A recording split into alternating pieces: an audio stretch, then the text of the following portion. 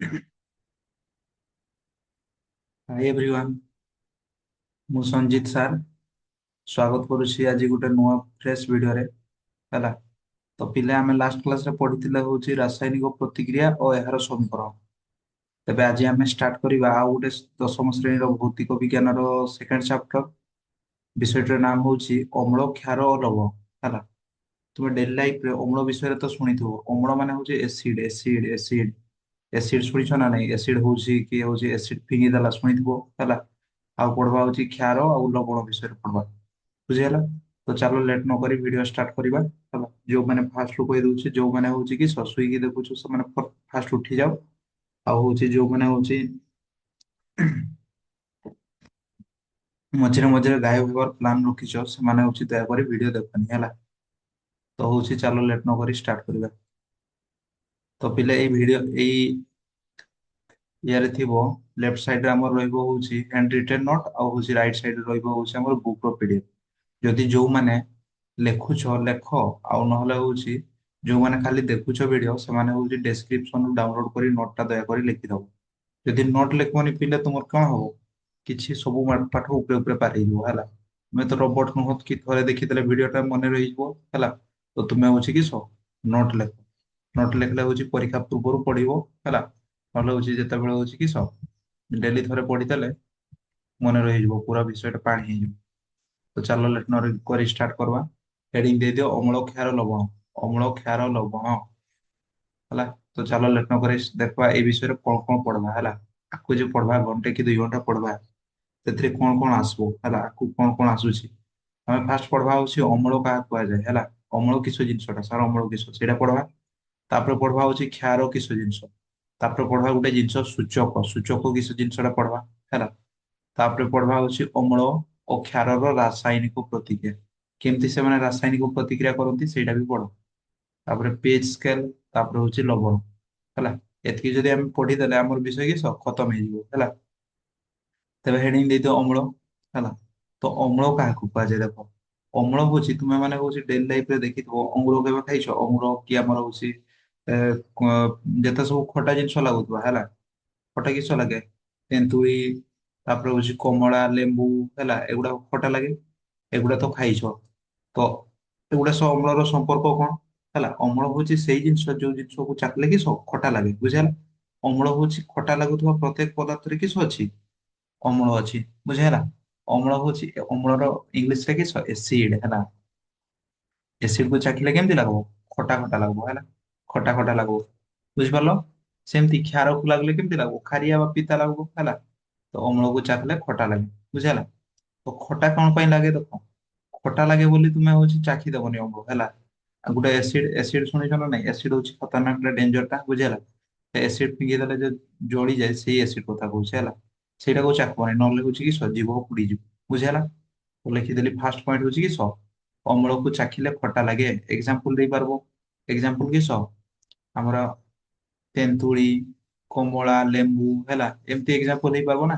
ତେନ୍ତୁଳି, କମଳା, ଲେମ୍ବୁ ଏଗୁଡା ହଉଛି କି ଅମ୍ଳର ଉଦାହରଣ। ବୁଝିହେଲା?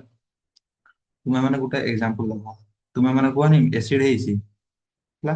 ସେଇଟା ହଉଛି କି ଖଟା ଖଟା ସେତେବେଳେ ହଉଛି ଗ୍ୟାସ ଟା ବାହାରୁଥାଏ ପାଟିରୁ ହେଲା। ନା ହଉଛି ଅମ୍ଳ ହଉଛି କି ଏସିଡ। ବୁଝିହେଲା? ତାକୁ ଚାଖିଲେ କେମିତି ଲାଗେ? ଖଟା ଲାଗେ। ତାପରେ ଅମ୍ଳର ନେକ୍ସଟ ପଏଣ୍ଟ ପଢବା ହେଲା। ଅମ୍ଳର ଧର୍ମ ହେଲା। ଏଗୁଡା ହଉଛି କିସ ପଢା ହଉଛି? ଅମ୍ଳର ଧର୍ମ ପଢା ହଉଛି। ଅମ୍ଳ କେମିତି ହେଲା। ଅମ୍ଳକୁ ଚାଖିଲେ କିସ ଲାଗେ? ଖଟା। ତାପରେ ହଉଛି ଅମ୍ଳକୁ ହଉଛି ପାଣିରେ ଯଦି ମିଶେଇବ କିସ ହବ କୁହ ନା? H+ ଆୟନ ତ୍ୟାଗ କରେ। ଅମ୍ଳକୁ ଯଦି ପାଣିରେ ମିଶେଇବ କିସ ହବ? ଏଟା ଧରାଯାଉ ଗିଲାସ ପାଣି। ଏଠି ହଉଛି କିଛି ଅମ୍ଳ ମାନେ ଖଟା ଜିନିଷ ପକେଇଦେବି, ତେବେ ହଉଛି ଏଠି କିସ H+ ଆୟନ ବାହାରିବ। କିସ ବାହାରିବ? H+ ଆୟନ ବାହାରିବ। ବୁଝିହେଲା? ମନେ ରହିବ ସେକେଣ୍ଡ ପଏଣ୍ଟ ହେଲା। ତ ସାର ପୁଣି H+ ଆୟନ କିସ ହେଲା। ତୁମେ ଆୟନ ପଢିଛ ନା ନାଇଁ? ନବମ ଶ୍ରେଣୀରେ ଗୋଟେ ଟେବୁଲ ଥିଲା ଆୟନ। ଆୟନର ଟେବୁଲ। ଆୟନର ଟେବୁଲ। ବୁଝିହେଲା? ସେକେଣ୍ଡ ଥାର୍ଡ ବିଷୟରେ ନବମ ଶ୍ରେଣୀର ଥାର୍ଡ ବିଷୟରେ ଥିଲା ଆୟନର ଗୋଟେ ଟେବୁଲ ଥିଲା। କେତେକ ଇମ୍ପୋର୍ଟାଣ୍ଟ ଆୟନର ଟେବୁଲ ଥିଲା। ବୁଝିହେଲା? ସେଠି H+ ଆୟନ ବି ବାହାରୁଥାଏ। H+ ଆୟନ ମାନେ ହାଇଡ୍ରୋଜେନ ଆୟନ। ବୁଝିହେଲା? ଅମ୍ଳକୁ ପାଣିରେ ମିଶିଲେ କିସ ବାହାରେ? ହାଇଡ୍ରୋଜେନ ଆୟନ ବାହାରେ। ମନେ ରହିଲା? କିସ କହିଲି? ଅମ୍ଳକୁ ଚାଖିଲେ କେମିତି ଲାଗେ? ଖଟା। ତାପରେ କିସ କହିଲି? ଅମ୍ଳକୁ ପାଣିରେ ମିଶେଇଲେ ବା ପାଣି ସହ ପ୍ରତିକ୍ରିୟା କଲେ କି ବାହାରେ? H+ ଆୟନ। ହେଲା ଭେରି ଭେରି ଇମ୍पोର୍ଟାଣ୍ଟ କ୍ୱେଶ୍ଚନ ପରୀକ୍ଷାରେ ପଡେ ହେଲା 1 ମାର୍କ ସର୍ଟ କ୍ୱେଶ୍ଚନ ବା ଅପସନ ଦେଇକି ପଡିଥିବ। ଅମ୍ଳକୁ ପାଣିରେ ମିଶେଇଲେ କୋଉ ଆୟନ ବାହାରେ? OH ମାଇନସ, H ପ୍ଲସ, ହେଲା କୋଉ ଆୟନ ବାହାରେ? H plus. Very good. ତାପରେ ହଉଛି ଅମ୍ଳ ହଉଛି ନୀଳ ଲିଟମସ କୁ କିସ କରେ? ନାଲି କରେ। ଅମ୍ଳ କିସ କରେ? ନୀଳ ଲିଟମସ କୁ ନାଲି କରେ। ହେଲା ସାର୍ ପୁଣି ଲିଟମସ କାଗଜ କିସ ବୁଝିହେଲା। ଲିଟମସ ହଉଛି ଗୋଟେ ନୀଳ ରହିତ ରଞ୍ଜକ। ଲିଟମସ କିସ? ନୀଳ ରହିତ ରଞ୍ଜକ। ମାନେ ହଉଛି ଲିଟମସ ପେପର ଦୁଇ ପ୍ରକାର ଥାଏ, ଗୋଟେ ନାଲି ପେପର ଆଉ ଗୋଟେ ହଉଛି କିସ ନୀଳ ପେପର। ହେଲା ଲିଟମସ କେତେ ପ୍ରକାର ଥାଏ? ଦୁଇ ପ୍ରକାର ଥାଏ ଲିଟମସ ପେପର, ଦୁଇ ପ୍ରକାର ପ୍ରିଣ୍ଟ ହେଇଥାଏ ହେଲା। ଗୋଟେ ନାଲି ଆଉ ଗୋଟେ ହଉଛି ନୀଳ। ଏଇ ଲିଟମସ ଟା କୋଉଠୁ ତିଆରି ହେଇଥାଏ କହନା? ଆମର ଥାଲ ଫାଇଟା ଗୋଟେ ଶୁଣିଛ ନା ନାଇଁ? ଆମର ଉଦ୍ଭିଦ କେତେ ପ୍ରକାର? ଆମର ଉଦ୍ଭିଦ ଜଗତ ତିନି ପ୍ରକାର। ଗୋଟେ ହଉଛି ଥାଲୋଫାଇଟା, ବ୍ରାୟୋଫାଇଟା, ଟେରିଡୋଫାଇଟା। ହେଲା ତିନି ନାଇଁ ପାଞ୍ଚ, ସରି। ଥାଲୋଫାଇଟା, ବ୍ରାୟୋଫାଇଟା, ଟେରିଡୋଫାଇଟା, ଏଞ୍ଜିଓସ୍ପାର୍ମ, ଜିମ୍ନୋସ୍ପାର୍ମ। ହେଲା ସେଇ ଯେ ଥାଲୋଫାଇଟା କହିଲି, ଥାଲୋଫାଇଟା ନାମକ ଗୋଟେ ଶୈବାଳ ଅଛି, ତା ନାମ ହଉଛି ଲାଇକେନ। ସେଇଠୁ କିସ ମିଳେ? ଆମର ହଉଛି ଲାଇକେନ। ଏମିତି ସିମ୍ପଲ ମନେ ରଖ, ଆମର ଲିଟମସ ପେପର ଟା ହଉଛି ଲାଇକେନ ଗଛରୁ ମିଳେ। କୋଉଠୁ? ଲାଇକେନ ଗଛରୁ ମିଳେ ବୁଝିହେଲା। ତ ହଉଛି ଏଇ ଅମ୍ଳ ନୀଳ ଲିଟମସ ଟାକୁ କିସ କରିଦବ? ନାଲି କରିଦବ। ମାନେ ହଉଛି ଅମ୍ଳର ଗୋଟେ ଠୋପା ଯଦି ଏଇ ନୀଳ ଲିଟମସ ରେ ପକେଇଦବ ହେଲା, ଏଇଟା କିସ ହେଇଯିବ? ରେଡ ରେଡ ହେଇଯିବ। କେମିତି ହବ? ରେଡ ହେଇଯିବ ବୁଝିହେଲା। ମନେ ରହିଲା। ଏଗୁଡା ହଉଛି ଅମ୍ଳର ପ୍ରପାର୍ଟିଜ, ମାନେ ହଉଛି ଗୁଣ। ହେଲା ଅମ୍ଳର ଗୁଣ ମନେ ରହୁଛି ନା? ଅମ୍ଳକୁ ଚାଖିଲେ କେମିତି ଲାଗେ? ଖଟା ଲାଗେ। ଅମ୍ଳକୁ ପାଣିରେ ମିଶେଇଲେ କି ବାହାରେ? H ପ୍ଲସ ଆୟନ। ଅମ୍ଳ କିସ କରେ? ନୀଳ ଲିଟମସ କୁ ନାଲି କରେ। ଲିଟମସ ପେପର ତମେ ଶୁଣିଛ ଛୋଟ ବେଳୁ ହେଲା। ଛୋଟ ବେଳୁ ଶୁଣିଛ ଲିଟମସ ଗୋଟେ ପେପର ଟା ହେଲା, ଯୋଉଟା ହଉଛି କିସ ମାନେ ଅମ୍ଳ ନା କ୍ଷାରୀୟ ଜିନିଷ ଜାଣିବା ପାଇଁ ବ୍ୟବହାର ହବ ବୁଝିହେଲା। ଲିଟମସ ପେପର ଟା କୋଉଠୁ ତିଆରି ହୁଏ କହିଲି? ଆମର ଲାଇକେନ ଗଛରୁ ତିଆରି ହୁଏ ହେଲା। ଲେଖା ହେଇଛି ପରେ ପଢବା ହେଲା। ଲିଟମସ ଟା କୋଉଠୁ ତିଆରି ହୁଏ? ଲାଇକେନ ରୁ ତିଆରି ହୁଏ। ତାପରେ ହଉଛି ଅମ୍ଳ ହଉଛି ଅମ୍ଳ ଦେଇକି ହଉଛି ବିଦ୍ୟୁତ ସୁପରିବାହୀ ହେଲା। ଅମ୍ଳ ଦେଇକି କିସ? ବିଦ୍ୟୁତ ସୁପରିବାହୀ। ମାନେ ତୁମେ ଯଦି ଗୋଟେ ଗିଲାସ ରେ ଏସିଡ ରଖିଦବ, ଏସିଡ ବିଦ୍ୟୁତ ସୁପରିବାହୀ ମାନେ ହଉଛି ତାର ମଧ୍ୟ ଦେଇକି ବିଦ୍ୟୁତ ପାସ୍ ହବ। ଏଠି ଏସିଡ ରଖା ହେଇଛି ହେଲା, ତୁମେ ଏଇଠି ଗୋଟେ ତାର ପକେଇଦବ, ଏଇଠି ଗୋଟେ ତାର ବାହାରିବ। ତାପରେ ହଉଛି ଏଠି ଗୋଟେ ବ୍ୟାଟେରୀ ଦ୍ଵାରା କନେକ୍ସନ କରିଦେଲ। ଗୋଟେ ମୁଣ୍ଡର ବ୍ୟାଟେରୀର ଗୋଟେ ମୁଣ୍ଡ ଏଇ ତାରରେ କନେକ୍ସନ ଏଠି ପୁରେଇଲ। ଆଉ ଗୋଟେ ହଉଛି ଲାଇଟ ସହ କନେକ୍ସନ କଲ ବୁଝିହେଲା। ଲାଇଟ ସହ କନେକ୍ସନ କଲ। ତାପରେ ଯଦି ତୁମେ ଏଇଟାରୁ ଏଇଟା କନେକ୍ସନ କରବ ନା ହେଲା, ତେବେ ହଉଛି କିସ? ଲାଇଟ ଟା ଜଳୁ। କଣ ପାଇଁ? କାରଣ ହଉଛି ଅମ୍ଳ ବିଦ୍ୟୁତ ସୁପରିବାହୀ। ଏଇ ଦେଇକି ଲାଇନ ଗଲା ଗଲା ଗଲା, ଏଇ ତାର ଦେଇକି ଗଲା, ତାପରେ ଲାଇଟ କୁ ଆସିଲା ବୁଝିହେଲା। ଅମ୍ଳ ହଉଛି କି ବିଦ୍ୟୁତ ସୁପରିବାହୀ ମନେ ରହିବ। ତାପରେ ହଉଛି ଅମ୍ଳ ଧାତୁ ସହ ପ୍ରତିକ୍ରିୟା କରେ ହେଲା। ଅମ୍ଳ ହଉଛି କି ଧାତୁ ସହ ପ୍ରତିକ୍ରିୟା କରେ। କେମିତି ପ୍ରତିକ୍ରିୟା କରୁଛି ଟିକେ ପରେ ପଢବା ବୁଝିହେଲା। ତ ଯଦି ପଢିଲା ଅମ୍ଳ ବିଷୟରେ ଲେଖ ବା ଅମ୍ଳ ବିଷୟରେ ସଂକ୍ଷିପ୍ତ ଟିପ୍ପଣୀ ଲେଖ, ଲେଖିପାରିବ ହେଲା। ଲେଖିପାରିବ ଏତିକି, ଅମ୍ଳକୁ ଚାଖିଲେ କେମିତି ଲାଗେ? ଖଟା ଲାଗେ। ଅମ୍ଳକୁ ପାଣି ସହ ମିଶେଇଲେ କିସ ଲାଗେ? କିସ ବାହାରେ? H ପ୍ଲସ ଆୟନ। ଅମ୍ଳକୁ ହଉଛି ନୀଳ ଲିଟମସ ସହ କିସ କରେ? ନାଲି କରେ। ତାପରେ ହଉଛି ଅମ୍ଳ ହଉଛି ବିଦ୍ୟୁତ ସୁପରିବାହୀ ନା କୁପରିବାହୀ? ସୁପରିବାହୀ। ମାନେ ହଉଛି ବିଦ୍ୟୁତ ଅମ୍ଳ ଦେଖିକି ଗତି କରିବ, ମାନେ ପାସ୍ କରିବ ହେଲା। ଆଉ ହଉଛି ଅମ୍ଳ ଅ, ଧାତୁ ସହ ପ୍ରତିକ୍ରିୟା କରେ ବୁଝିହେଲା। ଧାତୁ ସହ ପ୍ରତିକ୍ରିୟା କରେ ମାନେ ତୁମେ ଦେଖ ଏଇଠି ଏସିଡ ଥିବ, ଏଠି ଯଦି ଲୁହା ବୁଡେଇଦବ ବୁଝିହେଲା, ଲୁହା ଟା ଇଏ ହେଇଯିବ ନା ନାଇଁ? ଖାଇଯିବ ହେଲା। ଏସିଡ ଅମ୍ଳ ବର୍ଷା ବି ଶୁଣିଛ, ଅମ୍ଳ ବର୍ଷା ଦ୍ଵାରା କିସ ଆମର ଲୁହା କି ଆମର ସବୁ ନଷ୍ଟ ହେଇଯାଏ ହେଲା।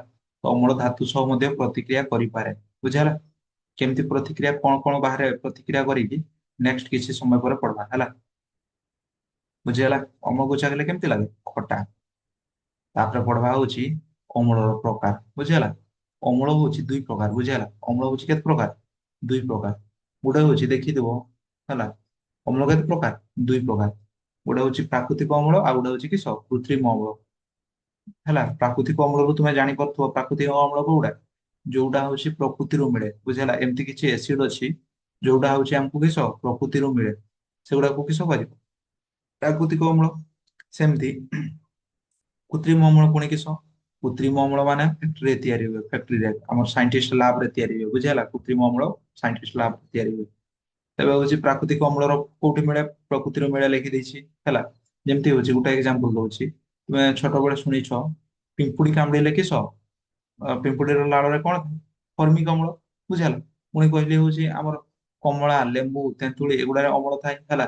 ତ ସେଇ ଅମ୍ଳ ଗୁଡା ହଉଛି ପ୍ରକୃତିରୁ ମିଳେ ଦେଖ ହେଲା। ସେଥିପାଇଁ ସେଗୁଡାକୁ କିସ? ପ୍ରାକୃତିକ ଅମ୍ଳ କୁହାଯାଏ। ତାପରେ ହଉଛି କୃତ୍ରିମ ଅମ୍ଳ ହଉଛି ଯେମିତି ଶୁଣିଥିବ ଗୋଟେ ଅମ୍ଳ ପକେଇ, ଅମ୍ଳ ମାନେ ତ ଏସିଡ ହେଲା, ଏସିଡ କହୁଛି ନା ଆଉ ଅମ୍ଳ କହିବିନି ହେଲା। ତ ଅମ୍ଳକୁ ପକେଇଦେଲେ ଏସିଡ କୁ ପକେଇଦେଲେ କିସ ଦେହ ହାତ ପୋଡିଯାଏ ଜଳିଯାଏ ମୁହଁ ହେଲା। ସେଗୁଡା କୋଉଠି ତିଆରି ହେଇଥାଏ? ସେଗୁଡା ପ୍ରକୃତିରୁ ମିଳେନି। ସେଗୁଡା ହଉଛି କୋଉଠି ତିଆରି ହୁଏ? ଆମର ଲାବୋରେଟୋରୀରେ, ଆମର କିସ ସାଇଣ୍ଟିଷ୍ଟ ଲ୍ୟାବ ରେ ତିଆରି ହୁଏ, ଫ୍ୟାକ୍ଟ୍ରିରେ ତିଆରି ହୁଏ। ବୁଝିହେଲା? ବୁଝିପାରିଲ? ଫାର୍ଷ୍ଟ ପଏଣ୍ଟ ପଢବ ପାର୍ଥକ୍ୟ ହେଲା। ପ୍ରାକୃତିକ ଅମ୍ଳ କୃତ୍ରିମ ଅମ୍ଳ କାହାକୁ କୁହାଯାଏ? କି ଏ, ବୁଝାଅ ପାର୍ଥକ୍ୟ ଲେଖ। ଲେଖିଦବ ପ୍ରାକୃତିକ ଅମ୍ଳ କୋଉଠି ମିଳେ? ପ୍ରକୃତିରୁ ମିଳେ। ଆଉ ହଉଛି କୃତ୍ରିମ ଅମ୍ଳ ବିଜ୍ଞାନ ଗାରରେ ତିଆରି ହୁଏ। ବୁଝିପାରିଲ? ସେକେଣ୍ଡ ପଏଣ୍ଟ, ସେକେଣ୍ଡ ପଏଣ୍ଟ ହଉଛି ସାଧାରଣତଃ ହେଲା ପ୍ରାକୃତିକ ଅମ୍ଳ, ଯୋଉଗୁଡା ପ୍ରାକୃତିକ ଅମ୍ଳ ତୁମେ ଖାଉଛ, ବୁଝିହେଲା? ଅଧିକାଂଶ ଖାଉଛ ନା, ଗଛ ଖାଉଛ, ଫଳ ଖାଉଛ, ଜୀବ ବି ଖାଉଛ, ପିମ୍ପୁଡି ବି ଖାଇଦଉଛୁ, ପିମ୍ପୁଡି ବି କଟା କଟା ଲାଗେ ହେଲା। ଏବେ ହଉଛି କିସ ସେଗୁଡା କୋଉଠୁ ମିଳେ? ଆମର ପ୍ରକୃତିରୁ ମିଳେ ହେଲା। ସେଗୁଡା ହଉଛି ଦୁର୍ବଳ ଅମ୍ଳ, ମାନେ ଏତେ ଡେଞ୍ଜରିୟସ ନୁହଁ ହେଲା। ସେଗୁଡା ହଉଛି କିସ ଖାଇ ବି ପାରିବ, ଏତେ ଡେଞ୍ଜରିୟସ ନୁହଁ। ସେଗୁଡା ଏତେ ଡେଞ୍ଜରିୟସ ବି ନୁହଁ। ସେ ଭିତରେ ଲେଖିଦେଇଛି ସାଧାରଣତଃ ଏଗୁଡା କିସ ଦୁର୍ବଳ ଅମ୍ଳ। ପ୍ରାକୃତିରୁ ମିଳୁଥିବା ଯେତେ ଗୁଡା ଅମ୍ଳ ସେଗୁଡା କିସ ଦୁର୍ବଳ ଅମ୍ଳ। କିନ୍ତୁ ଆମର ଲାବୋରେଟୋରୀରେ ବା ବିଜ୍ଞାନ ଗାରରେ ତିଆରି ହଉଥିବା ଅମ୍ଳ ହଉଛି କିସ ସବଳ। ବୁଝିପାରିଲ? ସବଳ ମାନେ ହଉଛି ପାୱାରଫୁଲ, ବୁଝିହେଲା? ଦୁର୍ବଳ ମାନେ ହଉଛି ବେଶୀ ପାୱାରଫୁଲ ନୁହଁ। ଯେମିତି ଗୋଟେ ଏକ୍ସାମ୍ପଲ ଦଉଛି, ତୁମକୁ ଗୋଟେ ଅମ୍ଳ ମିଳିଛି ପ୍ରକୃତିରୁ ହେଲା, ମାନେ ଗଛ ଫଳମୂଳ କହୁଛି, ସେଇ ଫଳଟା ତୁମେ ଖାଇ ପାରୁଛ, ମାନେ ତୁମର ବେଶୀ କ୍ଷତି ପହଞ୍ଚଉନି। କିନ୍ତୁ ହଉଛି ବିଜ୍ଞାନ ଗାରରେ ଯୋଉ ଅମ୍ଳ ଗୁଡା ତିଆରି ହୁଏ ସେଗୁଡା ହଉଛି କି ତୁମେ ଖାଇପାରିବ ନା, ସେଗୁଡା ହଉଛି ତୁମ ଶରୀରରେ ଯଦି ପଡିଲା ବି ଜଳିଯିବ। ବୁଝିହେଲା? ବୁଝିପାରିଲ? ଏଇଟା ହଉଛି ଦୁର୍ବଳ ଅମ୍ଳ, ଆଉ ଏଇଟା ହଉଛି କି ସବଳ ଅମ୍ଳ। ଏଇଟା ଦୁର୍ବଳ ଅମ୍ଳ, ଏଇଟା ହଉଛି ସବଳ ଅମ୍ଳ। ଆଉ ହଉଛି ଏଇଟା ନଟ ସୋ ଡେଞ୍ଜରିୟସ, ମାନେ ହଉଛି କ୍ଷତିକାରକ ନୁହଁ। ଇଏ ହଉଛି କି କ୍ଷତିକାରକ ହେଲା। ତାପରେ ହଉଛି ମନେ ରଖିବ ପ୍ରାକୃତିକ ଅମ୍ଳ ଚିହ୍ନିବ କେମିତି? ଏଇଟା ପାର୍ଥକ୍ୟ ଉଲ୍ଟା ବି ପକେଇ ଦିଆ ହେଲା। ପ୍ରାକୃତିକ ଅମ୍ଳ ଆଉ କୃତ୍ରିମ ଅମ୍ଳ ବୋଧରେ କିସ କହିଦେଇଥିବ ଆମର କିସ ସବଳ ଅମ୍ଳ ଦୁର୍ବଳ ଅମ୍ଳ ପାର୍ଥକ୍ୟ ଲେଖ। ବୁଝିହେଲା? ସମାନ ଯଦି ପଡିଥାଏ ସବଳ ଅମ୍ଳ ଦୁର୍ବଳ ଅମ୍ଳର ପାର୍ଥକ୍ୟ ସେମ ଜିନିଷ ଲେଖବ ହେଲା। ଆଉ ଯଦି ପଡିଥାଏ ହଉଛି ପ୍ରାକୃତିକ ଅମ୍ଳ କୃତ୍ରିମ ଅମ୍ଳ ସେମ ଜିନିଷ ଲେଖବ। ବୁଝିହେଲା କିସ କହିଲି? କହିଲି ଯେ ସବଳ ଅମ୍ଳ ଦୁର୍ବଳ ଅମ୍ଳର ପାର୍ଥକ୍ୟ ପଡିଥିଲେ ବି ସେମ ଇଏଟା ହବ, ଆନ୍ସର ଟା ହବ। ଆଉ ହଉଛି ପ୍ରାକୃତିକ ଅମ୍ଳ କୃତ୍ରିମ ଅମ୍ଳ କହିଲେ ବି ହଉଛି ସେମ ପଏଣ୍ଟ ଗୁଡା ଲେଖବ। ବୁଝିହେଲା? ତାପରେ ହଉଛି ତୁମେ ଜାଣିବ କେମିତି ଯେ ଏଇଟା ପ୍ରାକୃତିକ ଅମ୍ଳ ବୋଲି କୃତ୍ରିମ ଅମ୍ଳ ବୋଲି ହେଲା। ତୁମେ ଲେଖା ହେଇଛି ଗୋଟେ CH3 ସି CH3 CH2 ହେଲା। କେମିତି ଜାଣିବ CH3 CH2 Cl, କେମିତି ଜାଣିବ ଯେ ଏଇଟା ପ୍ରାକୃତିକ ଅମ୍ଳ ବୋଲି? ବୁଝିହେଲା? ତ ମନେ ରଖ ପ୍ରାକୃତିକ ଅମ୍ଳ ହଉଛି କେମିତି ଜାଣିବ କହନା? କାର୍ବନ ଥିବ, ଏଇ ସଂକେତରେ କାର୍ବନ ଅଛି ନା ନାଇଁ? କାର୍ବନ ଅଛି ହେଲା।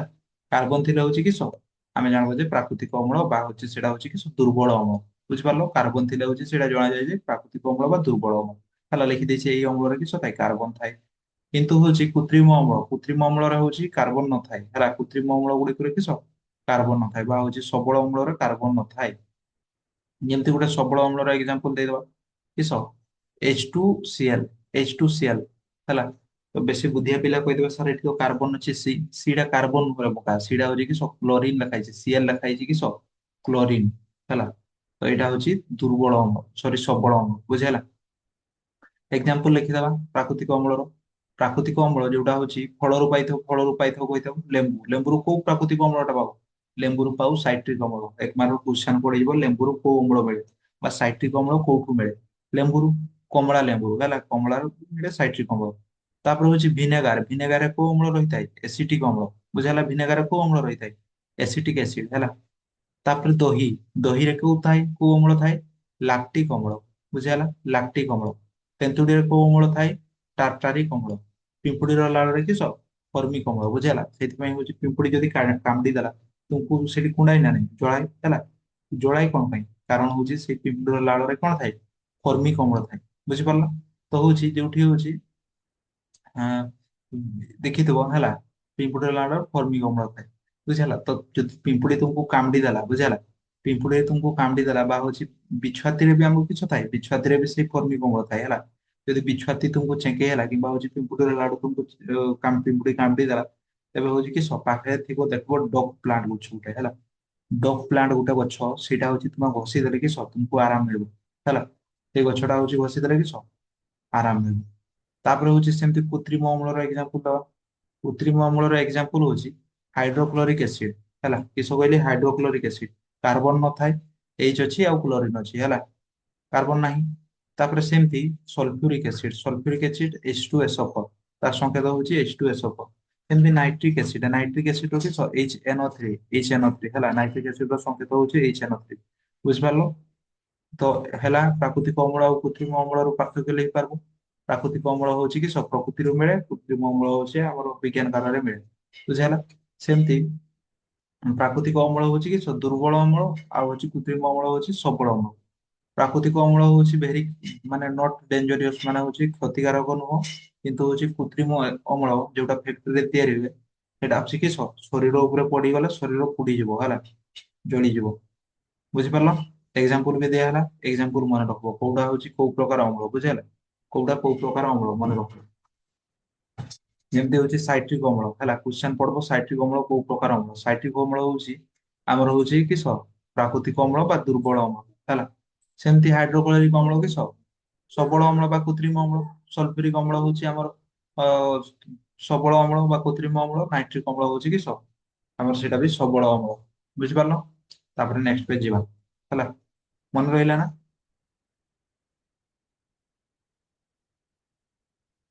ନେକ୍ସଟ ପେଜ ଯିବା ହେଲା। ତାପରେ ହଉଛି କ୍ଷାର। କିସ ପଢବା? କ୍ଷାର ହେଲା, ହେଡିଙ୍ଗ ଟିକେ ଦେଖିଦବା କିସ କିସ ହେଡିଙ୍ଗ ଦେଇଥିଲା ହେଲା ପଢବା ବୋଲି। ଅମ୍ଳ କଣ ପଢି ସାରିଦେଲେ, ବୁଝିହେଲା? ଏଇନା ପଢବା ହଉଛି କ୍ଷାର ହେଲା। କ୍ଷାର ହେଡିଙ୍ଗ ଦେଇଦବ କ୍ଷାର। ସେମ ସେମ ପଏଣ୍ଟ ହବ, ବୁଝିହେଲା? ସେମ ସେମ ବା ଡିଫରେଣ୍ଟ ପଏଣ୍ଟ ହବ, ବୁଝିହେଲା? ସେମ ସେମ ବାଟ ଟିକେ 19-20 का फरक ରହିବ ହେଲା। କିସ 19-20 का फरक ରହିବ। ଅମ୍ଳରେ ଯାହା ପଢିଥିଲେ କ୍ଷାରର ଖାଲି ଯାହା ଟିକେ ଉଲ୍ଟା ହବ, ବୁଝିହେଲା? 19-20 का फरक ରହିବ। ତ ଚାଲ ତୁମେ ମାନେ ନିଜେ ପଏଣ୍ଟ କହିବ ହେଲା। କ୍ଷାରକୁ ଚାଖିଲେ କେମିତି ଲାଗେ? ଅମ୍ଳକୁ ଯଦି ଚାଖିଲେ ହଉଛି କିସ ଖଟା ଲାଗେ, କ୍ଷାରକୁ ଚାଖିଲେ କେମିତି ଲାଗେ? ଭେରି ଗୁଡ, ଖାରିଆ ବା ହଉଛି କି ପିତା। ତୁମେ ଚାଖିଛ କେବେ ସାବୁନ ଚାଖିଛ? ସାବୁନ ଚାଖିଛ? ଚାଖିଥିବ, ଚାଖିଛ ନା ନାଇଁ? ହେଲା, ଅମ୍ଳକୁ ଚାଖିଲେ ଯେମିତି ଖାରିଆ ଲାଗେ, ସରି ଖଟା ଲାଗେ, ଆମର କ୍ଷାରକୁ ଚାଖିଲେ ହଉଛି କିସ ଲାଗେ? ଖାରିଆ। ଏକ୍ସାମ୍ପଲ ଦେଇଦବା, ସାବୁନ। ବୁଝିପାରିଲ? ସାବୁନ। ତାପରେ ହଉଛି ଆମର MgOH, magnesium hydroxide, sodium hydroxide, ଏଗୁଡା ହଉଛି କିସ ଆମର ହଉଛି କ୍ଷାରର ଏକ୍ସାମ୍ପଲ। ବୁଝିହେଲା? କ୍ଷାରର ଏକ୍ସାମ୍ପଲ କୋଉଗୁଡା? ସାବୁନ, MgOH, NaOH ହେଲା, ଏଗୁଡା ହଉଛି କ୍ଷାରର ଏକ୍ସାମ୍ପଲ। ବୁଝିପାରିଲ? ତ ହଉଛି ମନେ ରଖ, କ୍ଷାରକୁ ଯେମିତି ଅମ୍ଳକୁ ପାଣିରେ ମିଶେଇଲେ ମନେ ରଖ ହେଲା। ଭୁଲିଗଲ ପୁଣି, ଭୁଲିଗଲ ଟିକେ ପୂର୍ବରୁ ପଢେଇଥିଲି ତୁମ ମୁଣ୍ଡରେ କି ମନେ ରହେନି ହେଲା। ଭୁଲିଗଲ ଟିକେ ପୂର୍ବରୁ ପଢେଇଥିଲି, ସେଇଟା ପୁଣି ଏଇନା ଭୁଲିଗଲ। ଯେମିତି କହିଲି ଟିକେ କଣ କହିଥିଲି, ଆମର ଅମ୍ଳକୁ ପାଣିରେ ମିଶେଇଲେ ହେଲା, ଅମ୍ଳକୁ ଯଦି ଗିଲାସ ପାଣିରେ ମିଶେଇ ଦବ ହେଲା, କିସ ହବ? H+ ଆୟନ ବାହାରିବ। ଆଉ କ୍ଷାରକୁ ହଉଛି ଆମର ପାଣି ସହ ମିଶେଇଲେ କିସ ବାହାରିବ? OH- ଆୟନ ବାହାରିବ। ବୁଝି ହେଲା? ଯଦି ଅମ୍ଳ କ୍ଷାରର ପାର୍ଥକ୍ୟ ପଡେ ଲେଖିଦବ। ଏପଟେ ଲେଖବ ହଉଛି କିସ, ଏପଟେ ଲେଖବ ହଉଛି କ୍ଷାର, ଏପଟେ ହଉଛି ଅମ୍ଳ। ବୁଝି ହେଲା? ଫାର୍ଷ୍ଟ ପଏଣ୍ଟ ଲେଖବ ହଉଛି ଅମ୍ଳକୁ ଚାଖିଲେ ଖଟା ଲାଗେ। ସେକେଣ୍ଡ ପଏଣ୍ଟ ଲେଖବ ହଉଛି ଅମ୍ଳକୁ ପାଣିରେ ମିଶେଇଲେ କିସ H+ ଆୟନ ତ୍ୟାଗ କରେ। ସେମିତି କ୍ଷାର ଜାଗାରେ କିସ ଲେଖବ? ଓ କ୍ଷାରକୁ ଚାଖିଲେ କ୍ଷାରିଆ ଲାଗେ ବା ପିତା ଲାଗେ। କ୍ଷାରକୁ ପାଣିରେ ମିଶେଇଲେ OH- ଆୟନ ତ୍ୟାଗ କରେ ହେଲା। ତାପରେ ହଉଛି ଅମ୍ଳ ହଉଛି କି ନୀଳ ଲିଟମସ କୁ ନାଲି କରୁଥିଲା, କିନ୍ତୁ ହଉଛି କ୍ଷାର ହଉଛି ତାର ନାଲିକୁ ନୀଳ କରିବ। ବୁଝିହେଲା? ମନେ ରହିଲା? ଅପୋଜିଟ କହିଲି ନା, ସେମ ସେମ ବା ଡିଫରେଣ୍ଟ ହେଲା। 19-20 का फरक ରହିବ ହେଲା। ତ ଦେଖ 19-20 का फरक କେମିତି ରହୁଛି। ଅମ୍ଳକୁ ଆମର କ୍ଷାର ହଉଛି କି ନାଲି ଲିଟମସ କୁ ନୀଳ କରେ। ମାନେ ନାଲି ଲିଟମସ କୁ ନୀଳ କରେ ମାନେ ତୁମେ ଯଦି ଲିଟମସ ହଉଛି କି ଲିଟମସ ହଉଛି କି କୋଉ ଗଛରୁ ମିଳେ ରେ? ଟିକେ ପୂର୍ବରୁ କହିଥିଲି, ଲିଟମସ ହଉଛି ଆମର କୋଉ ଗଛରୁ ମିଳେ? ଲିଟମସ ହଉଛି ଆମର ଲାଇକେନ ଗଛରୁ ମିଳେ ହେଲା। ଲିଟମସ ପେପର ଦୁଇ ପ୍ରକାର ଥିଲା କହିଥିଲି, କିସ କିସ? ଗୋଟେ ନାଲି ଆଉ ଗୋଟେ ହଉଛି ନୀଳ ହେଲା। ଗୋଟେ ହଉଛି ନାଲି ଆଉ ଗୋଟେ କିସ ନୀଳ। ବୁଝିହେଲା? ତେବେ ହଉଛି ଏଇ ନାଲି ଲିଟମସ ରେ ଯଦି ହେଲା କିସ ତୁମେ କି ପକେଇବ? ନାଲି ଲିଟମସ ରେ ଯଦି ପକେଇବ ଅ ଅମ୍ଳ ହେଲା, ଏଠି ଯଦି ଅମ୍ଳ ପକେଇବ ତେବେ କିସ ହେଇଯିବ? ଏଇଟା ନୀଳ ହେଇଯିବ। କିନ୍ତୁ ନୀଳ ଲିଟମସ ରେ ଯଦି ତୁମେ କିସ କ୍ଷାର ପକେଇବ, ନୀଳ ଲିଟମସ ରେ ଯଦି କିସ କ୍ଷାର, ସରି ଭୁଲ କହିଲି କି? ହଁ ଭୁଲ କହିଲି ଟିକେ ହେଲା। ଅମ୍ଳ କିସ କରେ? ନାଲି ଲିଟମସ କୁ ନୀଳ ଲିଟମସ କୁ ନାଲି କରେ। ଅମ୍ଳ ହଉଛି କିସ ନୀଳକୁ ନାଲି କରିବ। ନୀଳକୁ କିସ କରିବ? ନାଲି। ଆଉ ହଉଛି କ୍ଷାର ହଉଛି ନାଲିକୁ କିସ କରିବ? ନୀଳ କରିବ। ବୁଝିହେଲା? ନାଲିକୁ କିସ କରିବ? ନୀଳ କରିବ। ବୁଝିହେଲା? ମାନେ ତୁମେ ଲିଟମସ ପେପର ଗୋଟେ କାମ କର ହେଲା, ଲିଟମସ ପେପର ଗୋଟେ କିଣି ଆଣ। ଲିଟମସ ପେପର ଉପରେ ଯଦି ତୁମେ କିସ ଆଉ ଲିଟମସ୍ ପେପରରେ ଯଦି ତୁମେ ଟିକେ ହେଲେ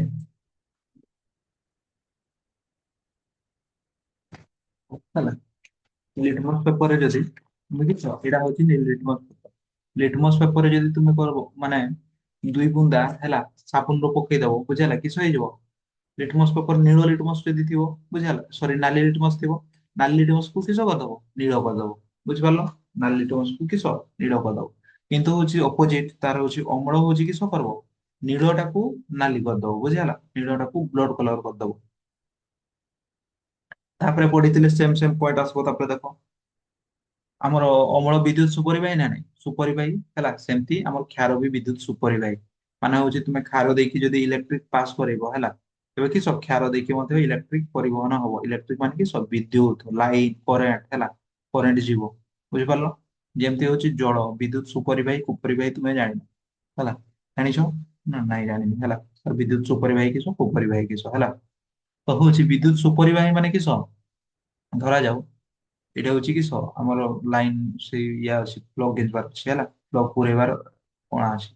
ଏଇଠି ତୁମେ ଗୋଟେ କାଠି ପୁରାଅ ଶୁଖିଲା କାଠି ପୁରାଅ ହେଲା ପୁରେଇବନି କେବେ କହୁଛି ଶୁଖିଲା କାଠି ପୁରେଇଲେ ତୁମେ କରେଣ୍ଟ ଖାଇବ କି ନା ହେଲା ଖାଉନି କରେଣ୍ଟ।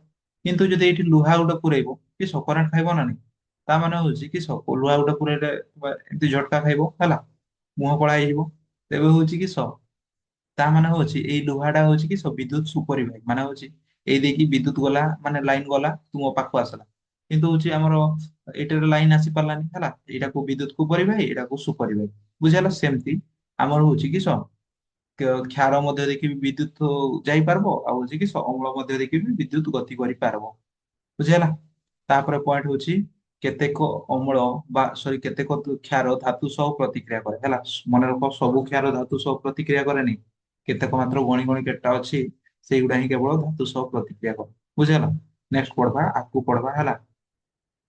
ତାପରେ ହଉଛି ଦେଖ ଏତିକି ପଢି ସାରିଥିଲେ ଯଦି କ୍ଷାର ବିଷୟରେ ଆଉ ଅମ୍ଳ ବିଷୟରେ ମାନେ କି ପାର୍ଥକ୍ୟ ପଡିଲା ଲେଖିପାରିବ କ୍ଷାର ଏପଟେ ଲେଖିବ ଏପଟେ ଅମ୍ଳ ଲେଖିବ ଏପଟେ ଅମ୍ଳ ଲେଖିଲ ଏପଟେ କ୍ଷାର ଲେଖିବ ବୁଝିହେଲା ଲେଖିପାରିବ। ତାପରେ ହଉଛି କିସ କନା ଯେମିତି ପଢି ସାରିଥିଲେ ଅମ୍ଳ କ୍ଷାରର ଅମ୍ଳର ଧର୍ମ ପଢି ସାରିଲା ପରେ ଆମେ ପଢିଥିଲା ନା ଉତ୍ପାଦନ ଦୃଷ୍ଟିରୁ ଅମ୍ଳ ଦୁଇ ପ୍ରକାର ସେମ ସେମ ଏଠି ବି ପଢବା ହେଲା କିସ ପଢବା ଉତ୍ପାଦନ ଦୃଷ୍ଟିରୁ ଅମଳ ବି କ୍ଷାର ବି କେତେ ପ୍ରକାର ଦୁଇ ପ୍ରକାର। ସେଠି ଯେମିତି ପଡିଥିଲା ପ୍ରାକୃତିକ ଅମ୍ଳ କୃତ୍ରିମ ଅମ୍ଳ ଏଠି ବି ସେମ ଖାଲି ଯାହା ଅମ୍ଳ ଜାଗାରେ କିଛି ହବ କ୍ଷାର ହବ କିସ ପ୍ରାକୃତିକ କ୍ଷାର କୃତ୍ରିମ କ୍ଷାର ବୁଝିହେଲା। ସେମ ପଏଣ୍ଟ କୁହ ପ୍ରାକୃତିକ କ୍ଷାର ଫାଷ୍ଟ ପଏଣ୍ଟ କୁହ ଭେରି ଗୁଡ ପ୍ରାକୃତିକ କ୍ଷାର କୋଉଠି ତିଆରି ହୁଏ ପ୍ରକୃତିରୁ ମିଳେ ବୁଝିହେଲା। ସେମିତି କୃତ୍ରିମ କ୍ଷାରର ଫାଷ୍ଟ ପଏଣ୍ଟ କୁହ ବିଜ୍ଞାନ ଗାରରେ ତିଆରି ହୁଏ ହେଲା ତ ବୁଝିଗଲ ସବୁ ହେଲା। ମାନେ ବହୁତ ଇଣ୍ଟେଲିଜେଣ୍ଟ ତାହେଲେ ହେଲା ବୁଝିଗଲ।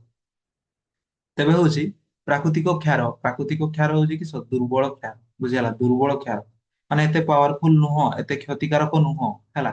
କିନ୍ତୁ ଆମର କୃତ୍ରିମ କ୍ଷାରଟା କିସ ବହୁତ ଡେଞ୍ଜରିୟସ ବୁଝିହେଲା କୃତ୍ରିମ କ୍ଷାରଟା ଯୋଉଟା ଫ୍ୟାକ୍ଟ୍ରିରେ ତିଆରି ହେଇଥିବ ସେଇଟା ହଉଛି କିସ ସବଳ କ୍ଷାର ବା ହଉଛି କିସ ଆମର ବେଶୀ କ୍ଷତିକାରକ ବୁଝିପାରିଲ। ତ ହଉଛି ସେମ ଜିନିଷ ଯଦି ପ୍ରାକୃତିକ କ୍ଷାର କୃତ୍ରିମ କ୍ଷାରର ପାର୍ଥକ୍ୟ ପଡିଲା ଏଇଟା ହିଁ ଲେଖିବ ବୁଝିହେଲା। ଆଉ ଯଦି ପଡିଲା ସବଳ କ୍ଷାର ଦୁର୍ବଳ କ୍ଷାରର ପାର୍ଥକ୍ୟ ଲେଖ ସେମ ଜିନିଷ ହିଁ ଲେଖ ବୁଝିହେଲା। ଭେରି ଭେରି ଇମ୍ପୋର୍ଟାଣ୍ଟ କ୍ୱେଶ୍ଚନ ମନେ ରଖ ବୁଝିପାରିଲ। ଯୋଉମାନେ ଲେଖୁନ ସେମାନେ ହଉଛି କ୍ଲାସ ସରିଲା ପରେ ଲେଖିଦବ ନୋଟଗୁଡା ବୁଝିହେଲା ଡେସକ୍ରିପସନ ରେ ଥିବ ମୋର ପିଡିଏଫ ର ଲିଙ୍କ ବୁଝିହେଲା ଯିବ ଡାଉନଲୋଡ କରିବ ତାପରେ ଆରାମସେ ବସିକି ଲେଖ ବୁଝିହେଲା। ଆଉ ଯୋଉମାନେ ହଉଛି ପାଠ ପଢବା ବାହାନାରେ ମୋବାଇଲ ଆଣିକି କିସ ଅଲଗା କାମ କରୁଛ ହେଲା ଅଲଗା କାମ ମାନେ ଇନଷ୍ଟା ଦେଖୁଛ କି ଫେସବୁକ୍ ଦେଖୁଛ କି ୟୁଟ୍ୟୁବ ଦେଖୁଛ ଅଲଗା ଭିଡିଓ ହେଲା କି ଫିଲ୍ମ ଦେଖୁଛ ସେମାନେ ହଉଛି କି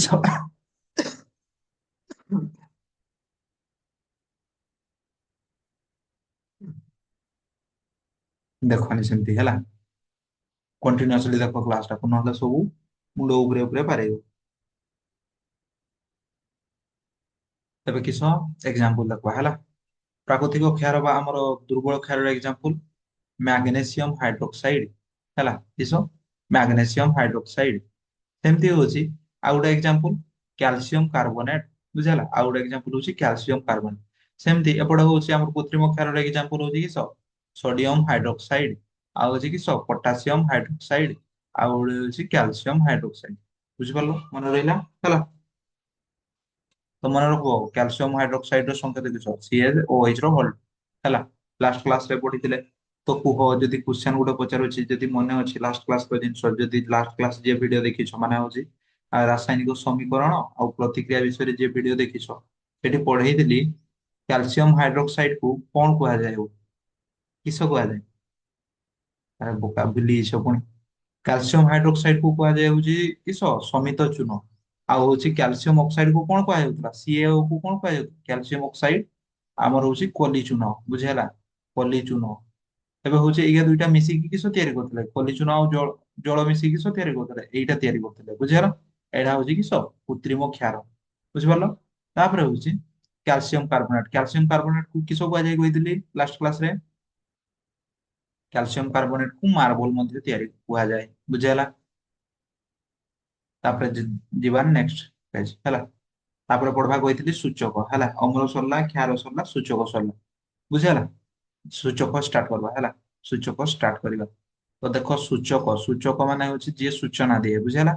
ସୂଚକ ମାନେ କି ସୂଚନା ଦିଏ। ତୁମେ ଦେଖିଛ ନା ନାଇଁ ପରୀକ୍ଷାର ଆମର ହଉଛି ପରୀକ୍ଷାର ସୂଚନା ଦିଆଯାଏ ତୁମକୁ ହେଲା। ପୁଣି କିସ ଗୋଟେ ଏକ୍ସାମ୍ପଲ ଦଉଛି ତୁମକୁ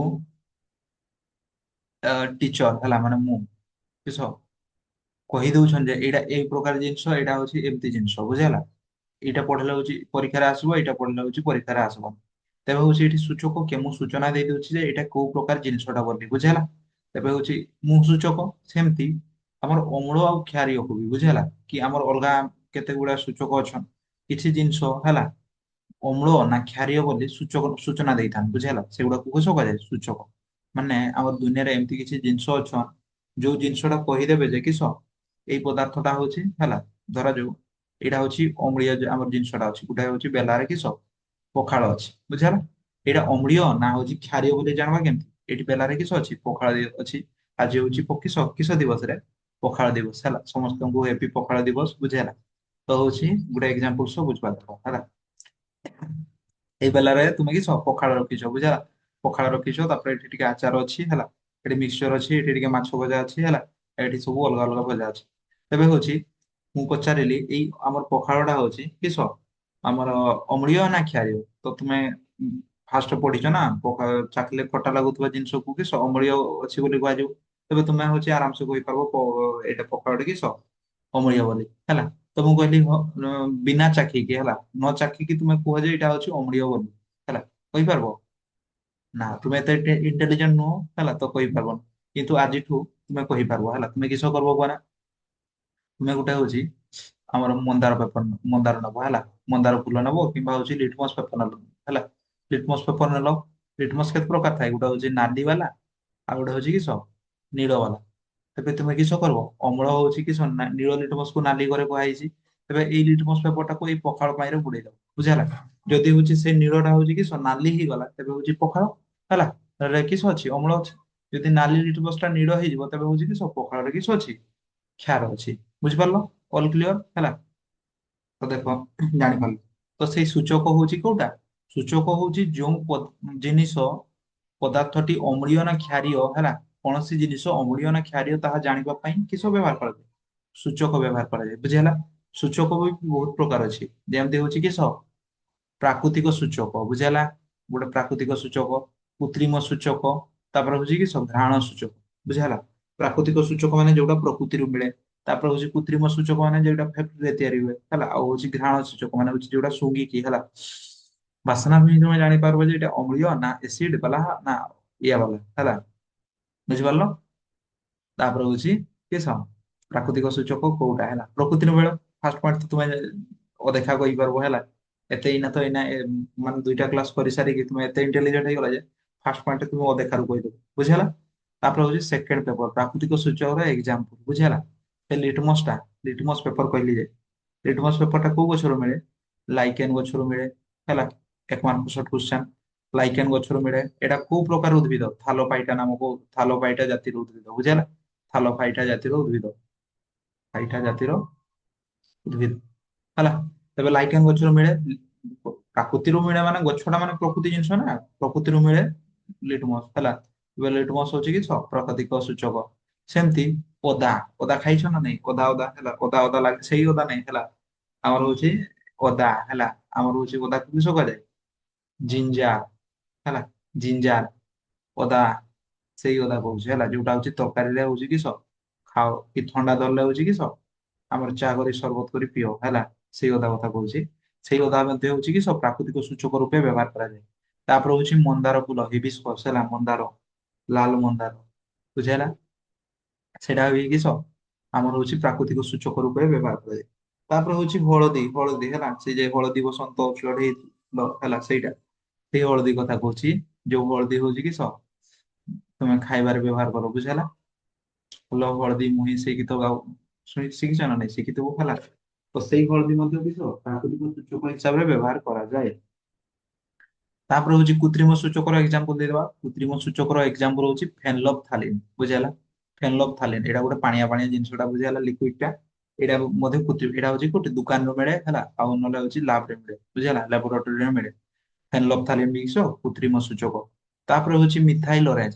ମିଥାଇଲ ଅରେଞ୍ଜ ହଉଛି କିସ, ଇଏ ବି ମଧ୍ୟ କୃତ୍ରିମ ସୂଚକ, ବୁଝିହେଲା।